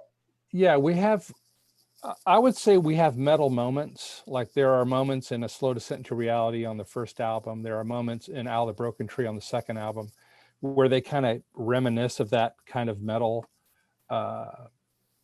moment. There are moments there. I mean, metal has that power, that's hard to duplicate, otherwise. So when you really need to punch something home, that's the way to do it. Oh, yeah. But I would say a big influence of the Evership music is very much my classical and operatic background. So every to me every Evership song ends up, I kick myself because it's actually hard to pull off live. But it all starts soft with a big build. It gets bigger and it develops, and then it all kind of cools down. You know, it's like every piece is its own thing, and nothing just kind of comes out of the gate hitting you in the face, or, you know, start strong and end strong. It's like, it's all like, but then when I back out and I look at the Evership material again, like I said, I've lost my objectivity, but in what I mean by that, in a sense, is I'm no longer really inside of it. I'm almost like 50,000 feet above it. And when I look at the material that we have so far, I see something more like an ocean, where they're just the waves kind of going up and down. You know, everything is moving and going up and down and crossing over. And I like that dynamic about the music. And that's something that just happened organically. It's not, you know, it's just kind of how the music ended up coming out. I kind of call that almost, I mean, you were saying like an ocean, I kind of like a roller coaster, you know. Yeah. One of how I got that term is going back to Red, Starless, where it starts off, you know, like you said, soft, and it just builds and builds. It goes up, and it's going through all this stuff, and then it returns. It's almost like it takes you on a ride, but you started off in a safe place, and you kind of end up in a safe place, but you have that experience of everything. So that was what I would call the hero's journey, and that's what kind of the song Monomyth is kind of, you know, about. It's that, you start off in a sense with an innocence, exploring a new song. You start off with this kind of innocence of what the song is about, and then it takes you on this journey, and you confront things. Number one, I don't know if I like that necessarily. But number two, I've never heard that before. So maybe I should listen a little bit more. That's kind of, you're battling with, with something. And then you kind of have the bravery to kind of keep going to see what's going to happen. And then hope it's in the best possible success of a progressive rock song, or really any kind of story, is that you come out the back end changed in some way. Yeah. That's one of the things that drew me towards, you know, so far all through your albums. There was another band that's been around since the 90s, called Echolin, and they did one album, one track, almost 50 minutes, May, MEI, and it was the journey. You took this wild journey, you know. It was almost like you could listen to this in your car and you can feel the journey of going on, you know, and it's like, and it takes you to different places, and then at the end, you know, you return back home, but you know, you're a little weathered, but you're more experienced as to what's going on with things. Exactly. So it's like, that's what gets me with progressive rock, is when they can do that. Yeah. If you can do that, you know, I'm hooked for life. You know, that's going to be, you know, and so far with each song, I have that feeling, you know, where it's like, okay, you're taking me to this place, and you know, okay, maybe it could be a little scary at times, you know, because you're. I think a lot of what progressive rock music is, it kind of forces you to think. And then, like, I think you mentioned this, in today's society, I don't think a lot of people want to think. They want other people to think for them, in a way. And and they're afraid to think. So it's like when someone is forcing them to think, you know, you get kind of, you know, some people get anxiety, but other people, you know, I'll say like myself, it's like, you know, I learned something, you know, I learned that I can take that kind of dramatic music, you know, and I think some people feel to get that kind of experience, they have to listen to that extreme metal where it's like right in your face, and it's like where, you know, they don't have any time to digest it. You know, Right. Your ears are constantly being bombarded. And it's like, at least with, progressive music and your music in particular, you're giving people time to digest everything. Yes. And that's what I love about problems.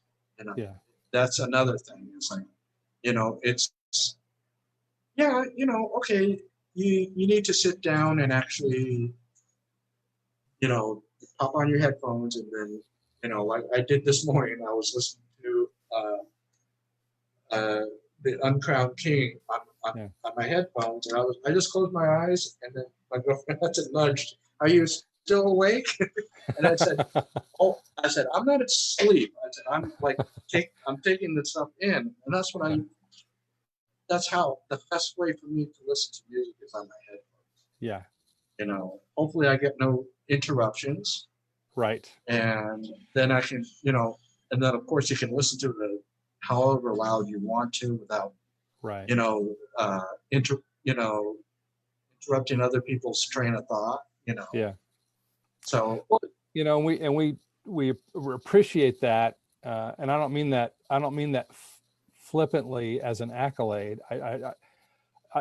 One of the challenges with progressive rock in our society is that I don't think people feel like they have the time to stop and just listen to something.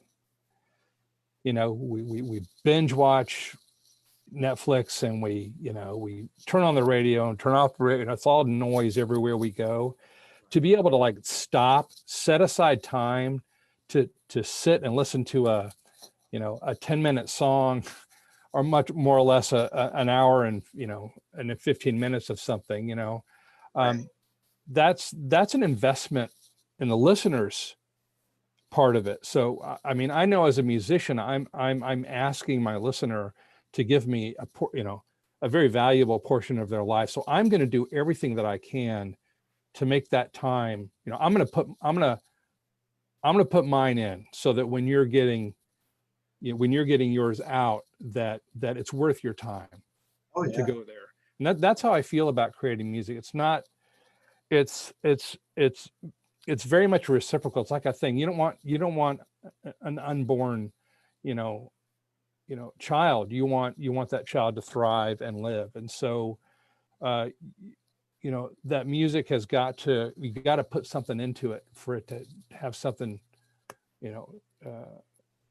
on the other side, and so it's a two-part process.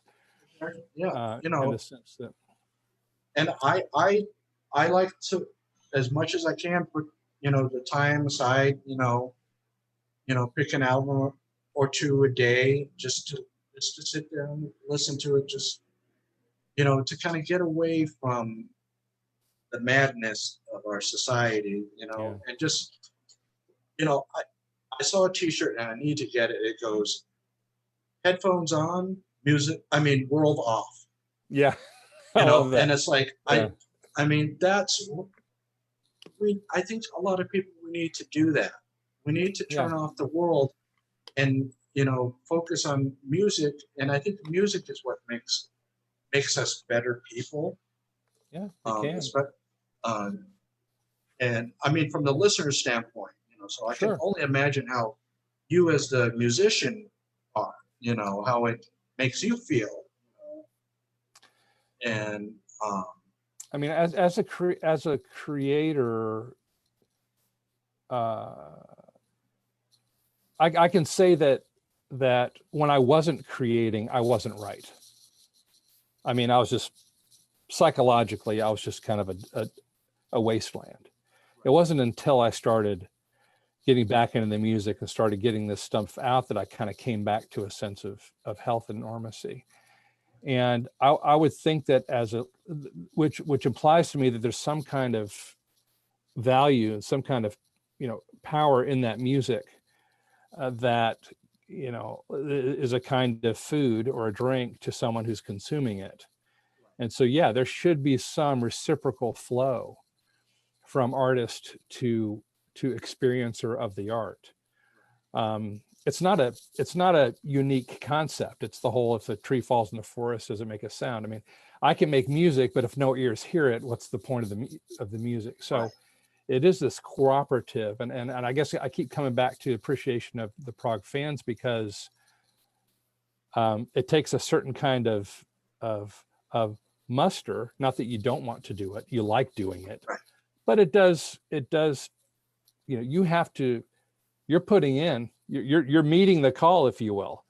You know, my brother tells me the story about how he was in Positano, and and they went to this one restaurant, and it was up on a hillside on the coast there, and it was a home style Italian meal, and so much food was brought out that they couldn't eat it. They had made the mistake of eating kind of all through the day, and so when they got to that meal, he was just describing it to me. You just imagine it was, a whole board of seafood piled up, a whole board of we call it charcuterie, which is really French, but a whole board of salami and antipasta, big giant antipasta, just Right. all of this food, right? They couldn't eat it. They were like, oh my God, they had like 2 bites. And so this is my point. You have to, what they should have done is not eaten all day. Right. So that when they came, they'd be hungry and they'd be able to meet the challenge of the meal. And so that's kind of how I feel, kind of the prog listener is, you got to make that space in your head to really get the music. And whether you're doing prog metal, which to me is kind of like the protein powder drink of information, or the, on the best side, on the worst side, maybe the MSG. But on the, on the better side, it's the protein drink, whereas kind of what Evership is serving up is more,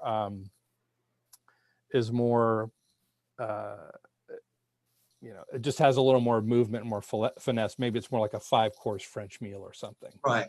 But it's just a different way to deliver that food. But you got to be in the mood for that. Exactly. That's the thing. I whenever I am, and it's not that often, but whenever I'm not in the mood for prog, I kind of go to the 70s glam rock music. Okay. Like Roxy music. Oh yeah. Early glam. Yeah. Yeah, the early glam before it got too polished. David Bowie, and stuff like that. Music. Where they do have substance to it, but it's in smaller packages. Correct. For the most part. Well, that's a great example of our earlier conversation of that, of those who do pop very well and are able to get something out in 3.5 minutes. So that's a talent. That's a thing. Right. And then the 70s, the power pop music, and then that style kind of went into the 80s and 90s, and like the Journeys and the like that anthem rock and the anthem rock of the late 70s, early 80s. Deep Purple, yeah.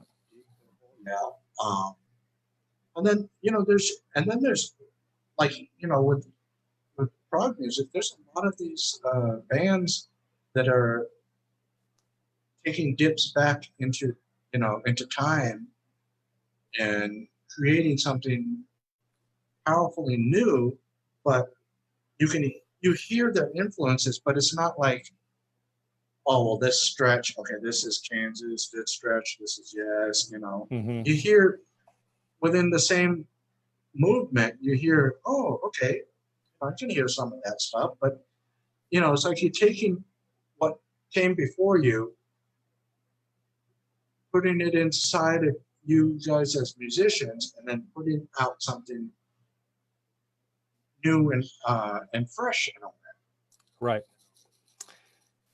Yeah, it's a form of synthesis, in the sense that there's a philosophical theory where it's called synthesis, where the theory was history progresses in such a way that what came before ends up merging with the new. The new never really is able to come in and replace. It's always the new merging with the old, and you always end up having this synthesis as you move forward. As a guy named Hegel. That's one of the things, and I think that's what a lot of people were trying to get away. Maybe get away from prog because they didn't want that. But then when you listen to, let's say, dance music, okay, you listen to the modern dance music and you listen to the stuff from the 60s and 70s. Okay, you hear that same thing going on. Yet they want to distance themselves from bands that are doing that. But it's like it's in every, okay, it's a little more electronic, but you can still hear some of the, deep down, some of the beats and some of those dance music. Now you hear where it originated from. Right. It's not, and anybody that thinks that they created certain beats, in music, now, I think they obviously not educated enough to go and listen to what came before them. They're just, and I think that's what maybe you were going for with a guy that says, I can make music off of my iPhone. It's maybe some of those people think that, I don't need the guitar or the bass or the drums or even a keyboard. Can do it all here. This is new, and it's like, well, it's, where do you think all those sounds came from? They got them from actual instruments, actual musicians who actually played them. And that is the difference. And there's an old saying back in the days when MIDI came into play, and I'm old enough to have experienced that. But when MIDI came in to the keyboard world, to the synthesizer world, people had the same reaction to when loops became prevalent, which is really kind of what you're talking about. A lot of the music people are making now, they're just constructing it from loops that were generated by either legitimate producers or actual musicians or whatever. They're just kind of constructing stuff, slapping it together and saying, here's my art. And that's okay. That's very postmodern. That's very, Andy Warhol, so you can't really argue with that, but you can it's certainly legitimate to take the stance that, okay, that's all well and fine, but I want to go behind that. I'm interested in what's behind that, what's making that, because while you may be maybe I like the song that you made, but you kind of made it from pieces of other people. So you got to go other people's performances. So you go behind that. I want to find the people that performed that. But then of course the argument is, well, yeah, but that person plays like that because they heard, they were influenced, there's nothing new under the sun, in my opinion. It's we tend to be a sum of our influences, but I think it's how most prog bands take their influences and create something, whereas a lot of the ones that using bits and pieces of other people's music, samples and things like that, where that's, and then I guess I'm from the old school thought where it's like, I want to see someone, you're going to create music, pick up an instrument, want to sing into the microphone. Don't sing into a computer, which can obviously distort you or correct your pitch or everything, that auto tune, things like that. Or I've actually seen some people go through and take popular 70s rock and hard rock songs and filter them through on and to correct if there was any pitch issues, which, for us growing up, okay, if they made a mistake, they made a mistake. That's the charm of their song. Right. That's the charm of their playing. Yeah. To correct that, to make it perfect, then you don't need a musician. You just need someone that can punch up on his computer or his tablet or phone and program, exactly how he he or she wants to hear it on, in their ears. Yeah. But I think I remember a while back, someone was explaining, I don't know anything about music, but someone was explaining one of the, I think it was on Van Halen, that song Eruption. Someone picked out a lot of mistakes that they did in it, and if they were to correct it, it would sound so. Yeah. It's the mistakes is what made. I mean, and vocalists, someone. Yeah. We didn't have perfect vocalists in the 60s, 70s, You and didn't have even auto-tune. 80s. We didn't have all that. So if someone sounded like they were getting into maturity, your child singer, and all of a sudden you're becoming an adult, all of a sudden your voice changes, so you're going to hear stuff like that. Yeah. But to make the voice perfect, to make the music perfect, it takes away from the humanness. Yeah, you need that. Yeah. I fully agree, and that unfortunately, that is not an opinion held by a lot of people. And a lot of people are they're really just ignorant of the process, and I don't mean that in a negative way. They just don't know how music is made, and right. we're socially engineered at this point. I say we as a society, we're used to perfect now. It started in the 80s with drum machines, and with sequencers, and with the digital age, and with and. Now there are plugins that literally you can put your own words in, and there's a professional singer, and it'll put it all together, and you can just control it in the plug.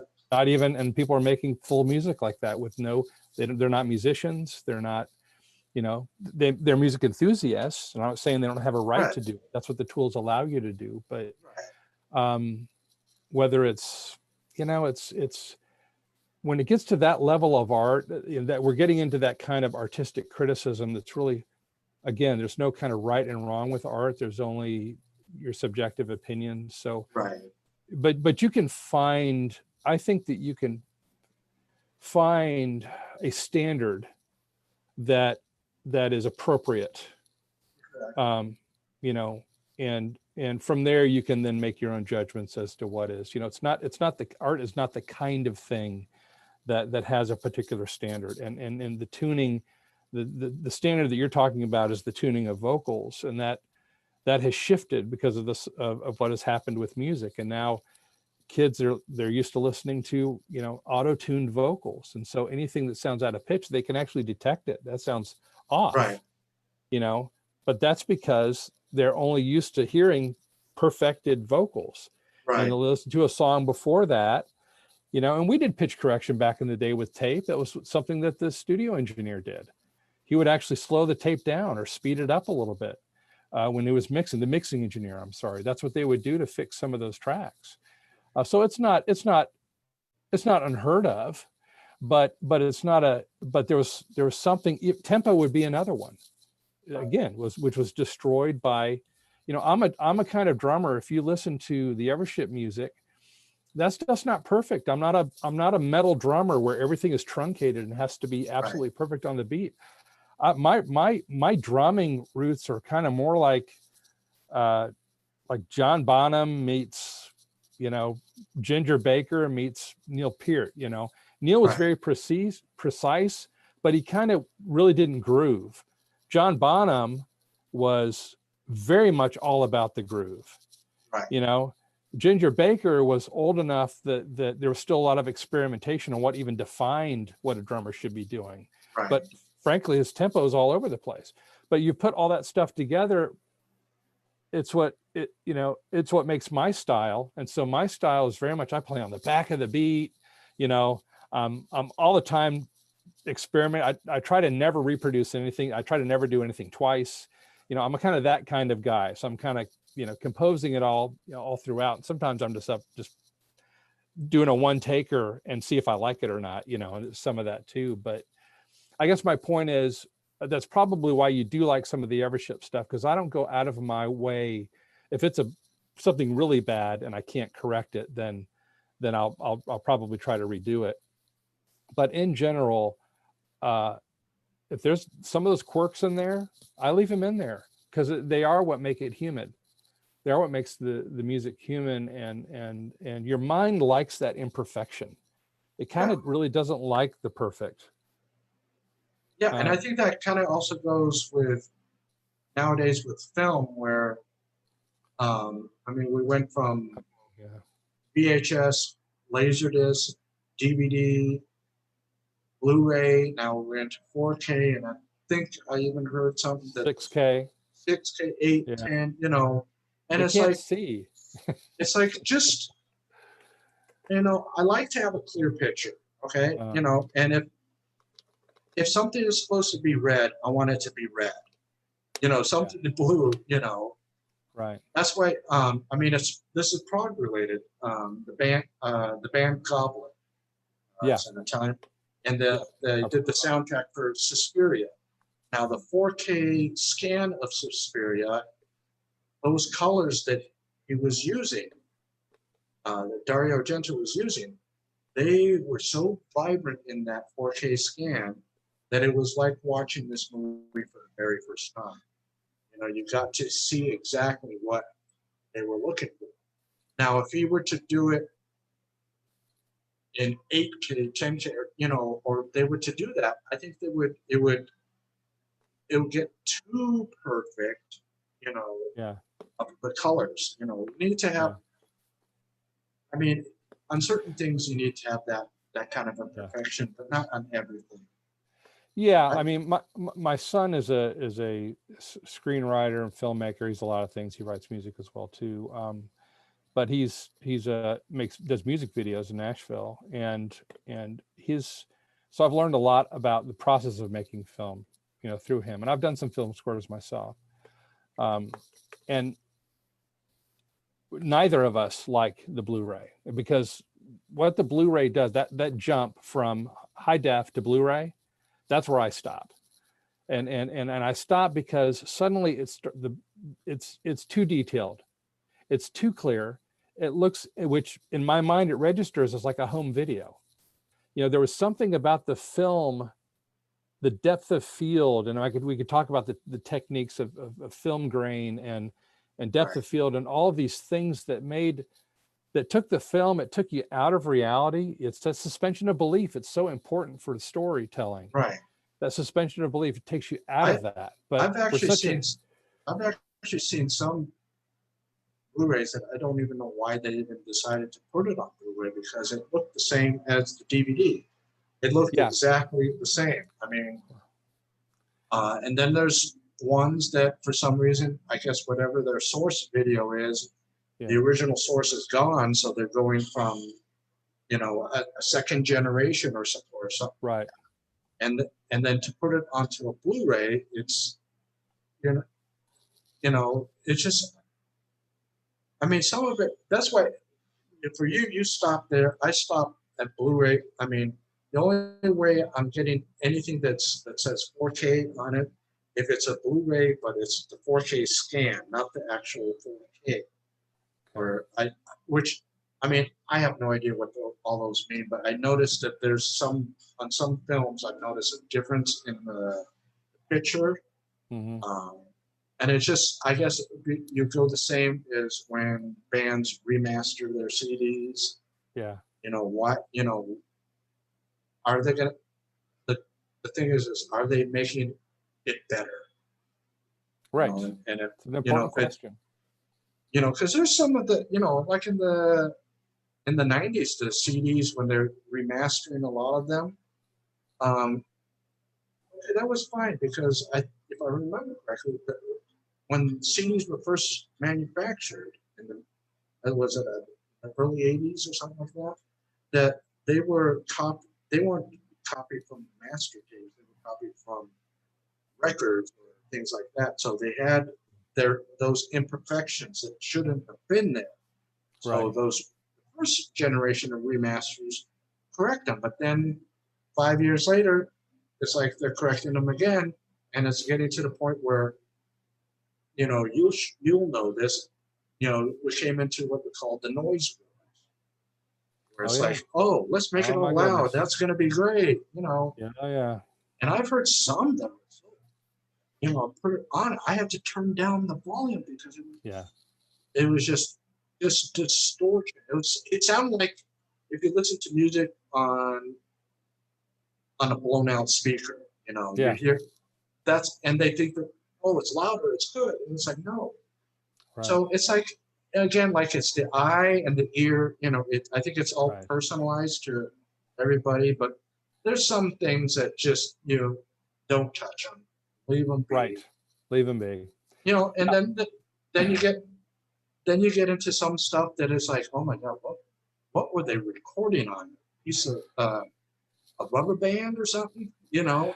It's like, Or some, I mean, the old 16-track recordings and the 8-track recordings, and those they use you know, just a bit of tape. Each one of those tracks only had, you know, a oh, yeah, 1/4 inch of tape or an 1/8 inch of tape to play, and so you know, a lot of the Beatles, you know, later Beatles stuff where the multi-track came in, and then, you know, all that early rock stuff, that was, I mean, 24-track was something that happened later. I mean, it happened, you know, much later in the 80s, right, and then you got in the 90s and they were linking 24 tracks together so you could have, you know, a bigger track count, you know, and then Pro Tools hit where it all went digital. But then the problem with digital was it was too harsh, and there are reasons for that. I could go into the technology of that, but my to make an analogy and to kind of pull it back into the music, to the Evership music at least, is that is part of my production technique. That's part of my production goal. Was I really like that analog sound. You know, and I really like there's certain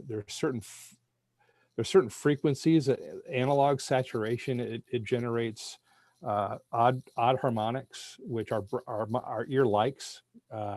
We like odd harmonic distortion. We don't like even harmonic distortion. It doesn't sound good to us. And a lot of digital, that's what it does. It so faithfully reproduces. And sometimes they would push the digital in the early days that it sounded harsh to us. And that digital sound, now the digital sound is getting a lot better because it's emulating the older analog sound. That's why it's sounding better, because it's emulating old analog processing, which was much more organic in nature. It wasn't quantized like the digital sound is, where it's like there's small amounts of distortion, and there's ways to hear it, but with dithering and things, you know, all this kind of thing you can get into with digital audio. But I just like that analog sound. To me, the analog sound is like film grain. It's or not even film grain, just something done on film, even if it's nice and clean, but it's just done on film because it has the way you know, the film. It's and maybe it's nostalgic. If you didn't know any different and all you ever came into was Blu-ray and, right, you know, and reality TV shows where everything looked like that, you may not know the difference. But for those of us who grew up listening to that sound, and our ear is tuned to the punchiness of analog and the warmth of analog and the spread, the way the low end curve is on analog, you know, and even the way the high end curve is on analog. We like that sound because it's listenable. You can listen to it over and over again. With the digital stuff, what's even worse, the digital stuff with the loudness, man, after listening to an album of that or even a few songs, my ears hurt. yeah, You get ear fatigue. You don't want to listen to it again. So I really went out of my way with the Evership stuff to make it very analog. If I was in an environment where I had tape, we went to tape.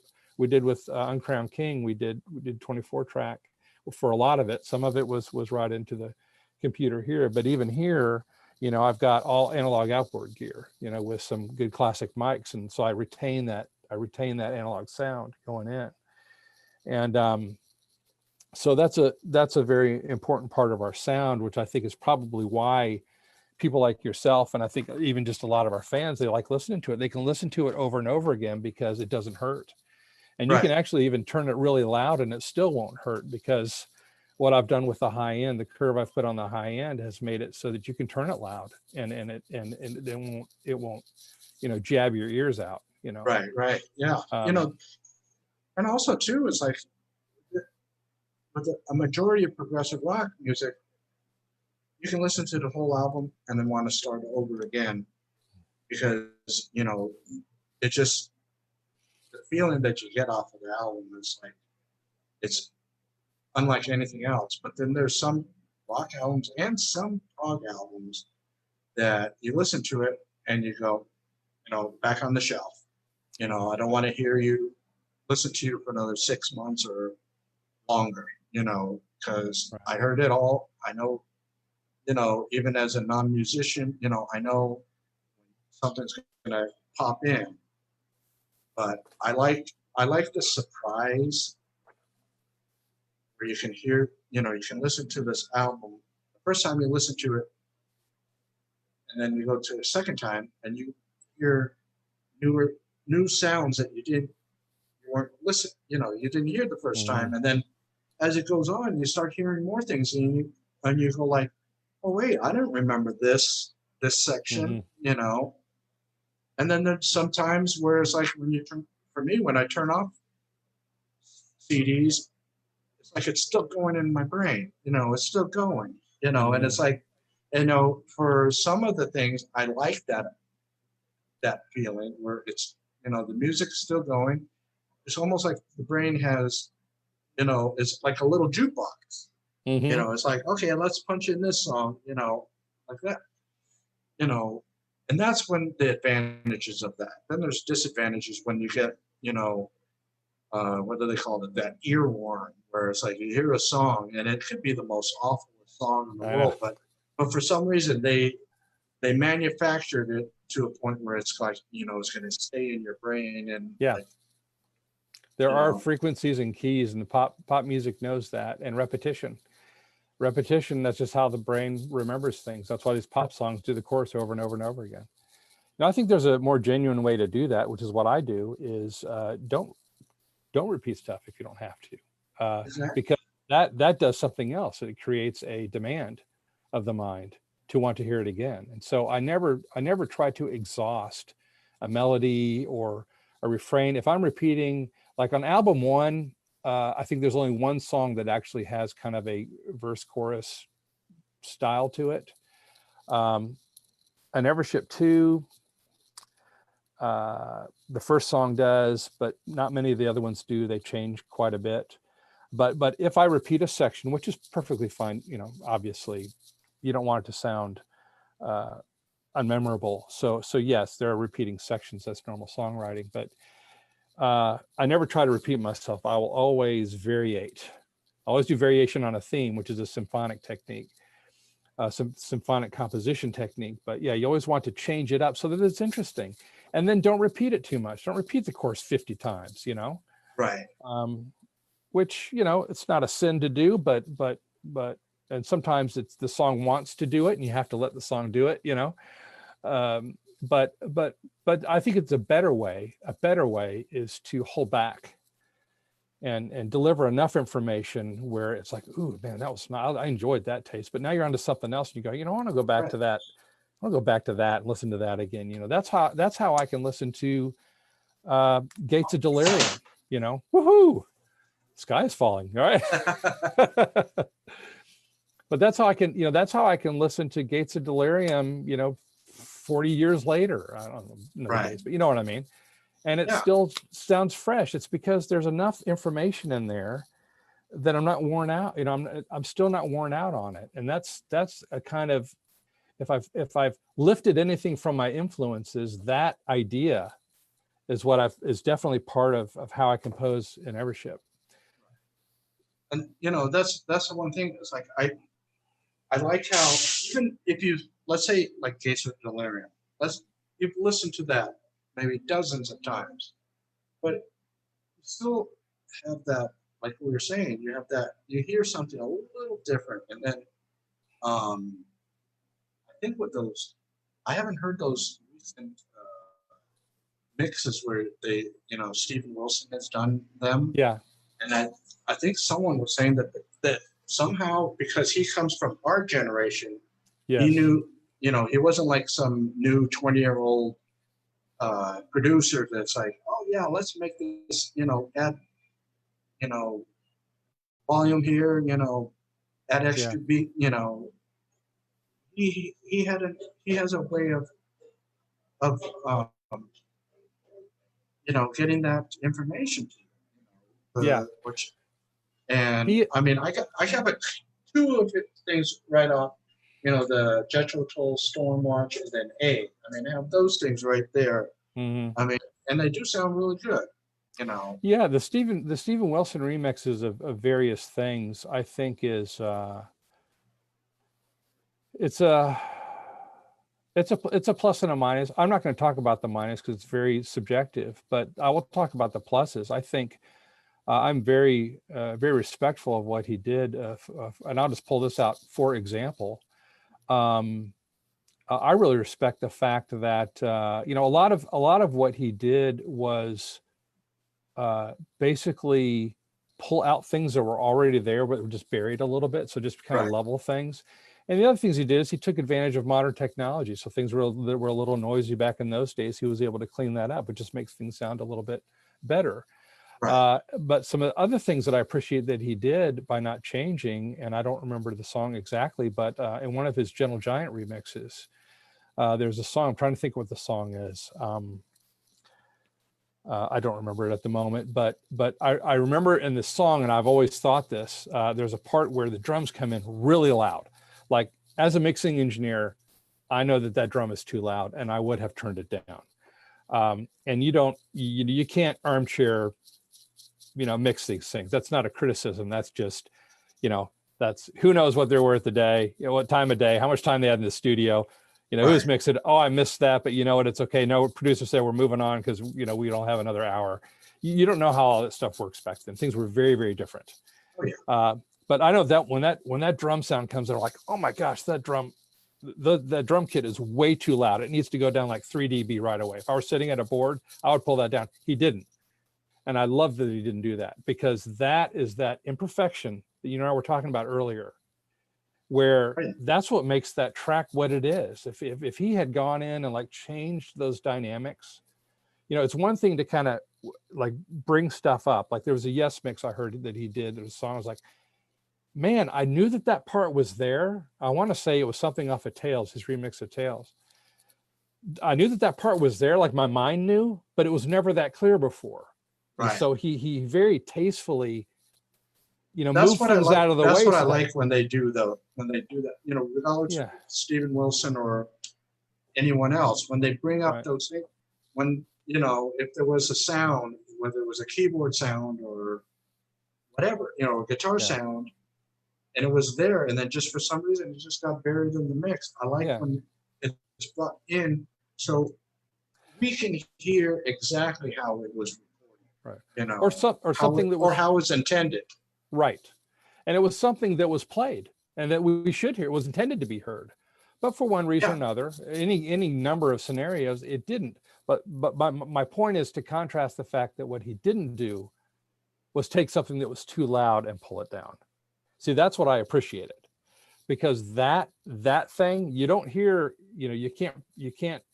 So it's the philosophical term. You can't prove a negative, but we didn't hear it before, so we didn't miss it. But that thing that was loud, well, we hear that. right. So your mind would want to say, oh yeah, that's too loud, let's pull it down. But he didn't, because that actually is part of the character of that song. Yeah. You know what I mean? That makes So, sense. That makes yeah. perfect sense. So I really, as an engineer, I really respected that of his remixes. I haven't heard them all, but from what I've heard, I mean, it's not Steven Wilson, but this one here, Andy Jobson, the Green Yeah. album. Yeah. And then they just released this last year. It's like two albums on one, but they're separate discs. Yeah. And it's with a Blu-ray 5.1. And oh man, jeez, it's like they brought that one album, and it just almost like, yeah, kind of in the way like 3D is like it was oh yeah, right out, and it was like, and again, heard probably things that were so buried in the mix, right, brought them up to the surface where it should have been. yeah, And it's like it was like listening to that that one first time, right. because my ears were like going, This is awesome. right. Well, yeah, Yeah. because I mean, back the technology now is for better for worse. There's so many more tools we have now that we didn't have back then, and so yeah, I would love. As a matter of fact, I have some ideas for album. Where are we? 3. We're doing 4, and then for album 5, I have some ideas for 5.1. But you know, a lot of things have to do with cost. You know, cost, and you gotta, you know, it's got to be. We put a lot of money into the Evership albums. Again, on my to my wife's chagrin, you know, I really want these. If I'm going to offer this music to people, again, this is my reciprocal philosophy of the listener and the musician. But you know, I'm going to put in everything that I can put in, you know, at the time, and that's not to just so I'm fully understood. That's not to criticize anyone who doesn't have the resources to put in what I may have put in on a particular record. The comparison is not the point. I'm simply saying for what I do and for what I'm trying to put into this, I put absolutely everything I can. And cost sometimes is not a, you know, sometimes I put in too much from what we will actually ever probably get out of it. But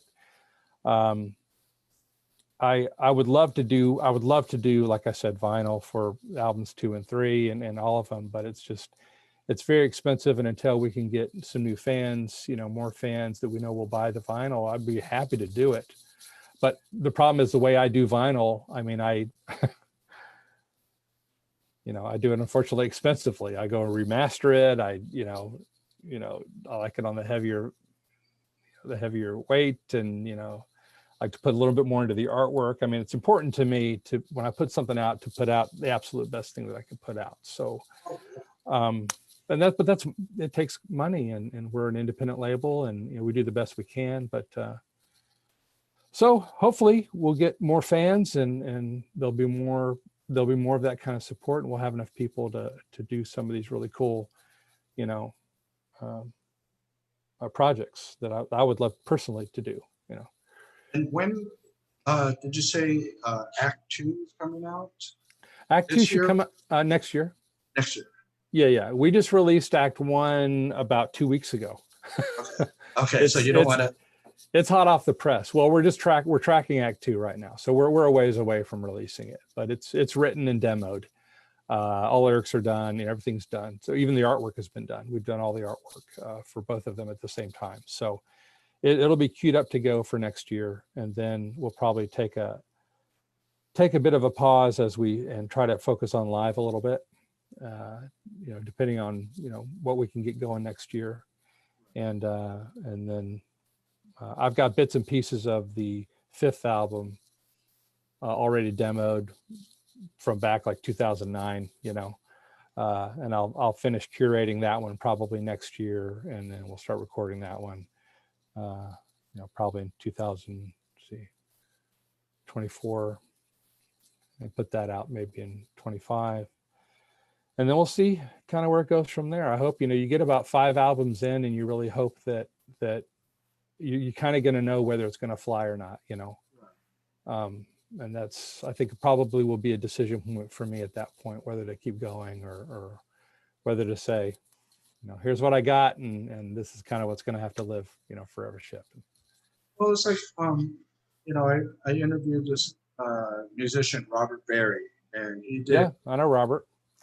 He did the 3.2 albums, and he just did the last one, Third Impression, and then he says, you know, he says I made that the 3 trilogy, you know, and that's it, you know. Now I move on to the next, you know, and I know some fans will go, oh, can't you continue it forever? But, you know, the musician has to be inspired enough to do, and not be on cruise control, so to speak, you know. Yes, because you hear the work of those who stay, who keep doing it, you know. Yeah. It's not good. It doesn't do them any favors. You know, you get a whole run of really dry, dead material. And again, I don't mean to be critical, but it's like, you passed it. It's okay to say, this is what I got, and I'm done. And I really respect artists that do that and to say, this is kind of what we have, and Kind I of would like like going out on the top, so to speak. yeah, kind of like going out like who's the basketball player? That's what he always said. Yeah, he went out on top. I don't know. I'm really not much of a sports person, but that's Right. that idea, But I'll think of a music artist, actually, a guy named Seal. I don't know if you ever heard any Seal stuff. Yeah. He was a pop artist. That's what he did. Album 3 came out, and he was like, I'm done. He said, this is what I got. This is what I've had, and I'm good. And I just so respected that, Yeah, because great body of work, Yeah, it's better to leave a great body of work. I say quality over quantity. Yes. Always. Yes. That's the one thing that I like when musicians do it. I mean, even though sometimes you want them to do a little bit more, but let's just say, I'd rather have a good quality 35, 40 minutes of music than 80 minutes of music, Yeah. Because the big thing in the 90s, a lot of the snobs used to call it the filler. You're just putting in that just to fill up that space. Yeah, the filler. You don't need to do that. Okay, No. yeah. So if it's 35 minutes, okay, that's in today's standards, that's short, but the quality of it is what, for me, I look for the quality. Yeah. Doesn't matter how long the album is, I mean, I guess 35 minutes would be considered an EP today. Yeah. Yeah. But, it's like, hey, if that comes off, there's like a newer band called the Licorice Quartet. They're putting out EPs, 4 songs. So far, they put out 2 of them. And what they didn't want to do, especially in these pandemic times, they didn't want everything to come out like a binge. You binge the whole album. They wanted it to spread out so you had something to look forward to in a few months or something like that. And I get that. And that's a great, an experiment that they I think they're doing pretty good with. I mean, I don't know if that's a great idea overall for everybody to do, but it's just something, or if you've only got 4 songs right now and you're kind of struggling for the next couple songs, put out what you got right now and then keep on doing that, So I mean, it's anything goes, Ron, anything goes these days, because there's no in the industry, nobody knows what's going on. All the whole environment's been taken away with the digital. So it's kind of everybody's experimenting with everything. Right. And it's like not a great place to be as a musician, honestly, because there's just not a lot of money to be had. And so it's hard to support, it's hard to support it, particularly if you're, when you're like really young, and you can live without a lot of money and you have no responsibilities and, it's easier for those guys. They can just do whatever. But, you get up into your 20s and and then into your 30s and then into your 40s, you're still trying to do this. It's a very expensive and monumentous effort. And it's hard to sustain that when the industry, when the economy of the music industry has been destroyed. Right. So, pretty much anything a lot of people are doing now, everybody, if you can't afford to just go out and just tour your butt off, that's what you have to do. That's why you have, a lot of the bigger bands, they can do that. They have the following, but guys, the guys who are kind of newer on the scene like us and some other people, that's harder to do because a lot of people are holding down day jobs and a lot of people have kids and a lot, it's like, it's a different environment. And when there's no money, those sacrifices are hard to pull, so it's sometimes it's a minor miracle for these bands to keep coming. And I know that to keep producing material and showing up at these shows, because it's just, I think that's extremely also expensive. I think that's also why a lot of prog musicians have several different projects going on at the same time. Absolutely. You They're playing the know, whether odds. whether it's behind the scenes or they have another band, and then uh, I remember in the 90s when a lot of prog musicians were doing all these different bands, and I said, you know, I you know, especially I liked it when they did something when their other band was sounded completely different than their original band, Right. and but when they put out basically the same Right. band, but a Right. slightly different format, Sure. you know, it's like, It's like a double now, dip. Yeah. yeah, you're double dipping, and it's like, Yeah. well, why, okay, so they put, Band Aid puts out an album at the beginning of the year, and then they have their second project, Band B, that comes out at the end of the year, and it's like, Right. but they sound like the same Right. band. It's just, who knows? Maybe it could also be some sort of marketing thing. I think it's I think honestly it's economy. We're all just trying to stay alive. I've just started thinking that way myself. I mean, not that we don't make any money, but again, certainly the way that I make records, I put a lot of money into them and effort into them.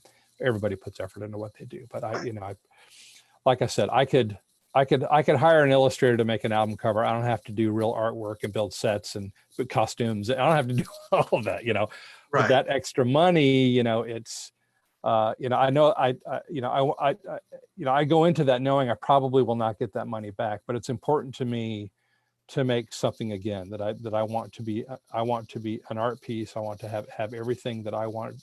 I want it to be everything that I have.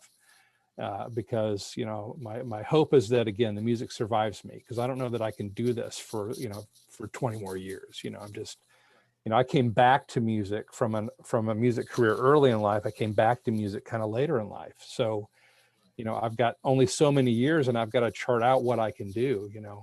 After Evership, I've got I've got a solo record I want to do, and I've got a record with my brother James that I want to do. James has played on the Evership records. He does some of the lead stuff, but James has written some stuff, and I've written some stuff that just doesn't fit. It doesn't fit the the prog scene necessarily. It doesn't mean it's not Right. decent music, but it's just different. Right. So I'd like to kind of do that brother album, and then there's some other. Don't want to leak out too much information, but there's some other things cooking that'll be Right. some other avenues of interest that I can pursue. So I would say that's a positive to the listeners, that there's more coming from me, at least. I would hope so, but that's, how you make these records. It takes a couple of years to get these things up and out, and you just do the math, and if I've got 1, 2, 3, 4 more projects and it's 2 years, it's almost a decade, Right. and that's if you don't stop to do live, Right. So now you're a decade down the road. I mean, how, so you got to really think about that. I do, I have to think about that in the way that I operate, in the way that I make music. And I've got to think about that from all of these, standpoints. But Well, that's why, when I got listening into back in, full into prog in the 90s, before that, I was always wondering why bands took so long in between albums. In the 70s, it was almost like every year or sometimes twice a year, some bands would put out albums. And then in the 80s, it just spread a little bit further. And, then I fully understood, okay, well, there's, they got to tour this thing. And when they're touring, they don't have time to record their music. So it's like, so they're writing. Like they're writing, everything's put on hold. Yeah, just putting everything on hold to do the touring. And how sometimes touring can go 2, 3, 4 years, and it's like, and then of course money reasons too during that long. So it's like I understood, and so it's like when a band puts out an album every 2 years, like you basically have been doing so far. Yeah.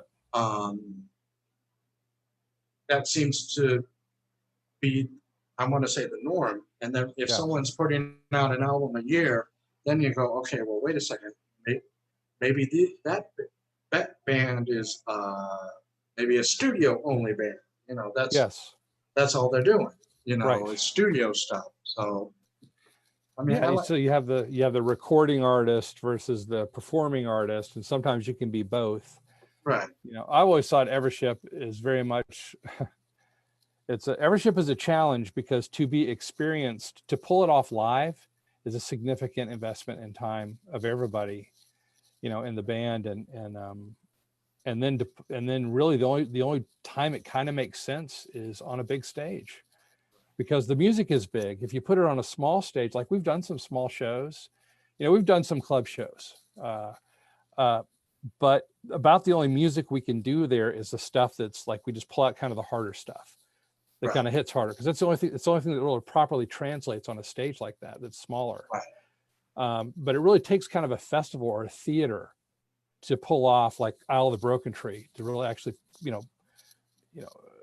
pull it off well with the video and the lights and and then the Uncrowned King. I mean, we've got some pretty extreme plans for that as being a rock opera. So that will most definitely really only translate on a large stage. So it just takes time and resources, and why do we do this stuff? I don't know, man. Like I said, because if I didn't do it, I'd go crazy, and I can testify to that. Right. That's why we do it. Well, you know, I always, for me as a listener, music keeps me sane. You know? It keeps me grounded, and it's like, I mean, it's like you can go to, whether it's a personal journey or some fantasy journey, or something sci-fi, you go on a journey. It's just the same as when you're watching a movie, you're going on a journey. Yes. It's just here, you just sit back, close your eyes, and you can, the band is giving you the music.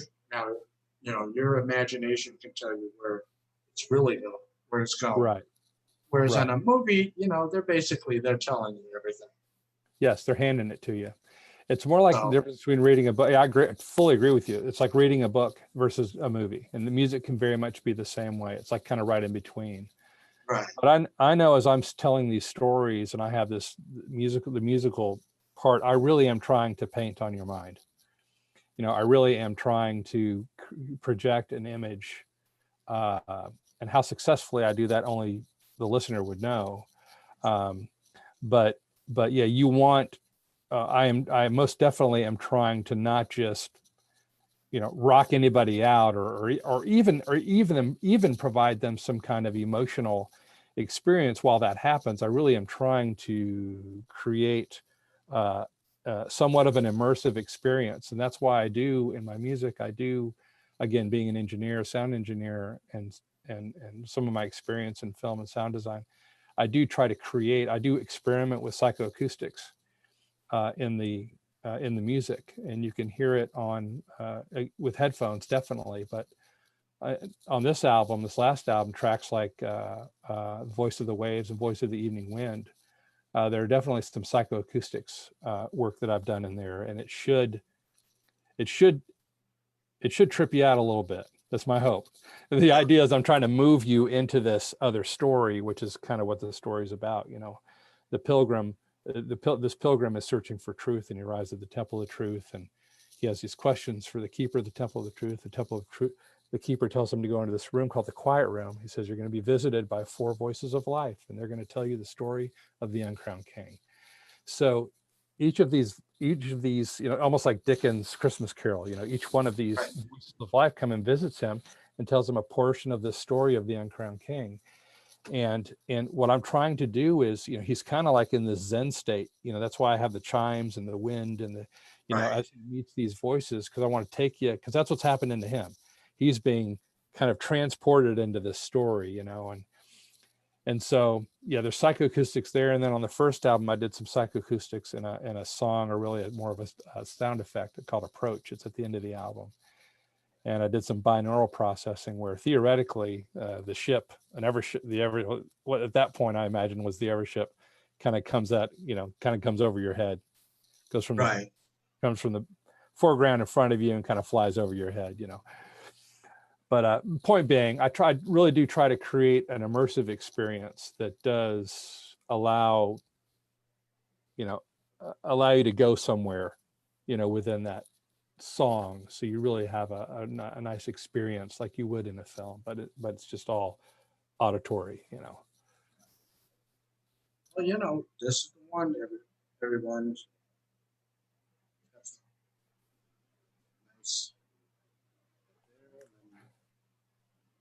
And then that booklet that just has that old book feeling to it. Yeah.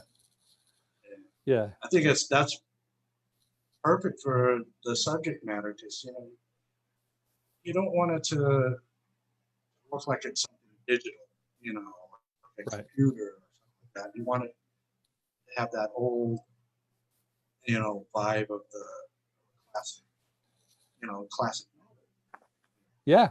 Well, I really tried to reproduce the story in the way that Harold wrote it. It is very much based on the book, and I went outside of the lines a little bit lyrically, simply because he wrote it as an allegory. So it's, I had to stretch it a little bit, because it's somewhat abstract. Well, it is abstract by nature. So, I had to add a little bit of substance to the characters in the lyrics to add motivation and storytelling and whatnot. But I stayed as true as I could, and I really tried to honor his work by, again, that presentation of the booklet. Those are some of the original illustrations, lithographs from the artist at the time, and this is 111 years ago. And it's the same guy who did the illustrations for the Oz books, the original Oz books. It's the same illustrator. Yeah, and it's so amazing that that punk bands can tap into these, this literature that maybe people either it was, they read it or they never, and then went, to the back of their mind, or, someone that has never heard them before. And it kind of almost in a way, it's, at least for me, is when a band talks about a certain subject, I like to find out about it. Yeah. So if it's about a book or about a movie, I want to go and explore that. So if that was one of your intentions, then you did, then you did it right there for me. Hey man, absolutely. I think Harold Burrow Wright was a really underrated writer. He had one kind of, if you would call it, a hit called The Shepherd of the Hills, which was an early John Wayne Western, but it's still popular in some circles. But he wrote a lot more stuff, and he was at the same time that Mark Twain was. So, but really Twain kind of ended up taking the spotlight in literary circles. I was a lit major, by the way, so that's part of lit and music were my two majors. So those worlds collide for me. But I think he was really underrated. I don't know if he was shunned, or I don't know why. You never know. I mean, why did VHS work and not beta? Who knows? But right. I felt like he was just a writer that was really not explored, and that's why when I kind of read through his list of works, I picked out The Uncrowned King. Just looked interesting to me, because The Uncrowned King as a story it's not new. It's The Uncrowned King as a plot is as old as ancient China, but it's what he did with it and where he put, what he was trying to communicate in the context of his time is what makes it, I think, really fascinating. And the fact that he pulled forward allegorical language, which is 200 years, past its popularity, it's really unusual to do in the context. And then the fact that he merged that plot point, which, by the way, Twain had also done at somewhat the same time with The Prince and the Pauper. It's The Uncrowned King. It's the same plot line. But not to get too literary nerdy, but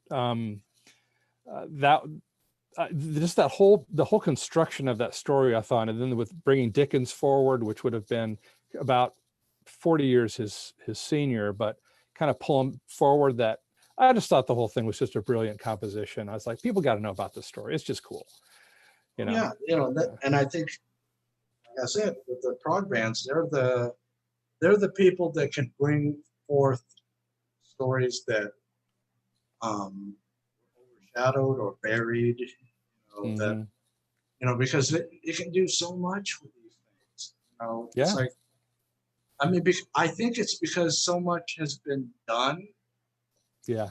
And so it's like going back into some of these things from the past, and bringing them up forward, whether you update them or you just leave them as they, how they, the language and everything, how it was, that's entirely up to the band itself, Right.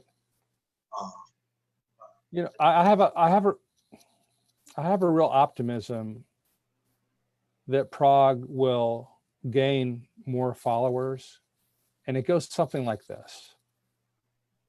Our society today is extremely shallow, and the media has done this, and Hollywood has done this, and in many ways now our education system has done this. As a society, even as a Western society, let me say this, and even now impacting Eastern society, we're just become a very shallow people. And I think that people want something deeper than what they're being given. And progressive rock as a genre provides an opportunity to have that conversation, to deliver that deeper meaning, and it's broad enough that it kind of covers anything, like you were saying, you pull out all these stories. It's not that they're not there, it's just that no one's talking about them anymore because they're too busy selling products, or they're too busy with the whole social media shallowness of social media, and not to overly analyze the society, but I think that as a very general truth about what's happening, I think that that's a very positive attribute of progressive rock that can contribute to the world. And so I'm happy to be a part of it, because it lets me deliver the stuff that's important to me, that's transformative to me, and put that out there. You can agree with it or you cannot agree with it. That's fine. That's the beauty of art and music, and what you choose to believe and not believe. But that's, the forum is there, where it's not there with label music or pop music, or, that's just not, you're only going to get the shallow soundbite, the agenda, you're just going to get that kind of top level thin, So, yeah, it's like, with progressive rock, it goes back to how, I want to say, the early rock, where it has that timeless feel to it. Yeah. Where regardless of what's going on in society, at least to me, I think it can be relevant. Yeah. This album will be as relevant today in 2021 as maybe in 5-10 years from now. Yeah. Because hopefully 2051. Yeah. Because it's dealing with the nature of truth, and truth is, the nature of truth is always going to be something people will need to talk about and understand, and try to work out. It deals with these things that are timeless, and so, that's my hope. And even my first two records, which were really about human nature, and frankly, coming from my own life experiences, metaphorized and allegorized. I'm thinking that will be timeless too, because I'm hoping that people will connect to my humanity as just a human being on the planet Earth, having experiences that are certainly not different than other human beings on the planet Earth, and so those things should age quite nicely, because I think those will age better than if someone's talking about a specific subject, right, something that just happened Right. this year, because I notice it does it music and in film. If you date yourself, I mean, only if you watch or listen to it later on Yeah. as either a music or a film historian, that you'll get it won't be an issue. But if it's someone, the average listener, that or the average viewer, and they go back and watch that, it's like, oh, okay, they're gonna do this now. Okay, 5 seconds, then this. It's like Yeah. there's, it's like, why do I want to see something that happened only in, let's say, 1994, that's not going to have relevance to 2021? Right.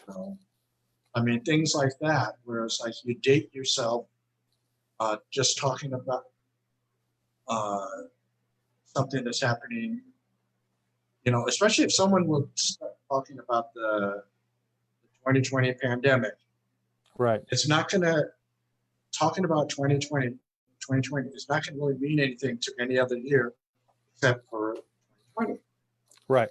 But if they took out the word 2020 and just talked about the pandemic, then you hear it, oh, this could have happened yesterday. Yeah. Oh, you plug in, you abstract it, and it could be about the plague, the Black Plague. It could be about this. It could be about, you know what I mean? You kind of move through all of the,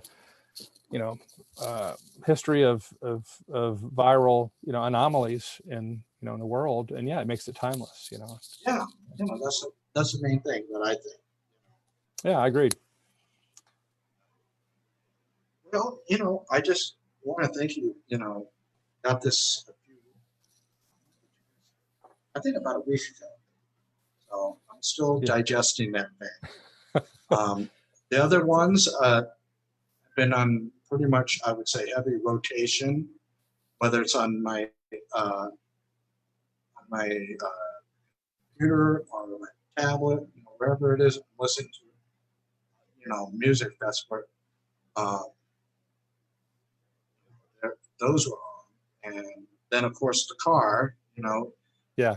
But the only thing is, this is not one of, your band is not one of these quick trips to the store kind of bands to listen to. So it's like, it's not. It's like you got to long rides.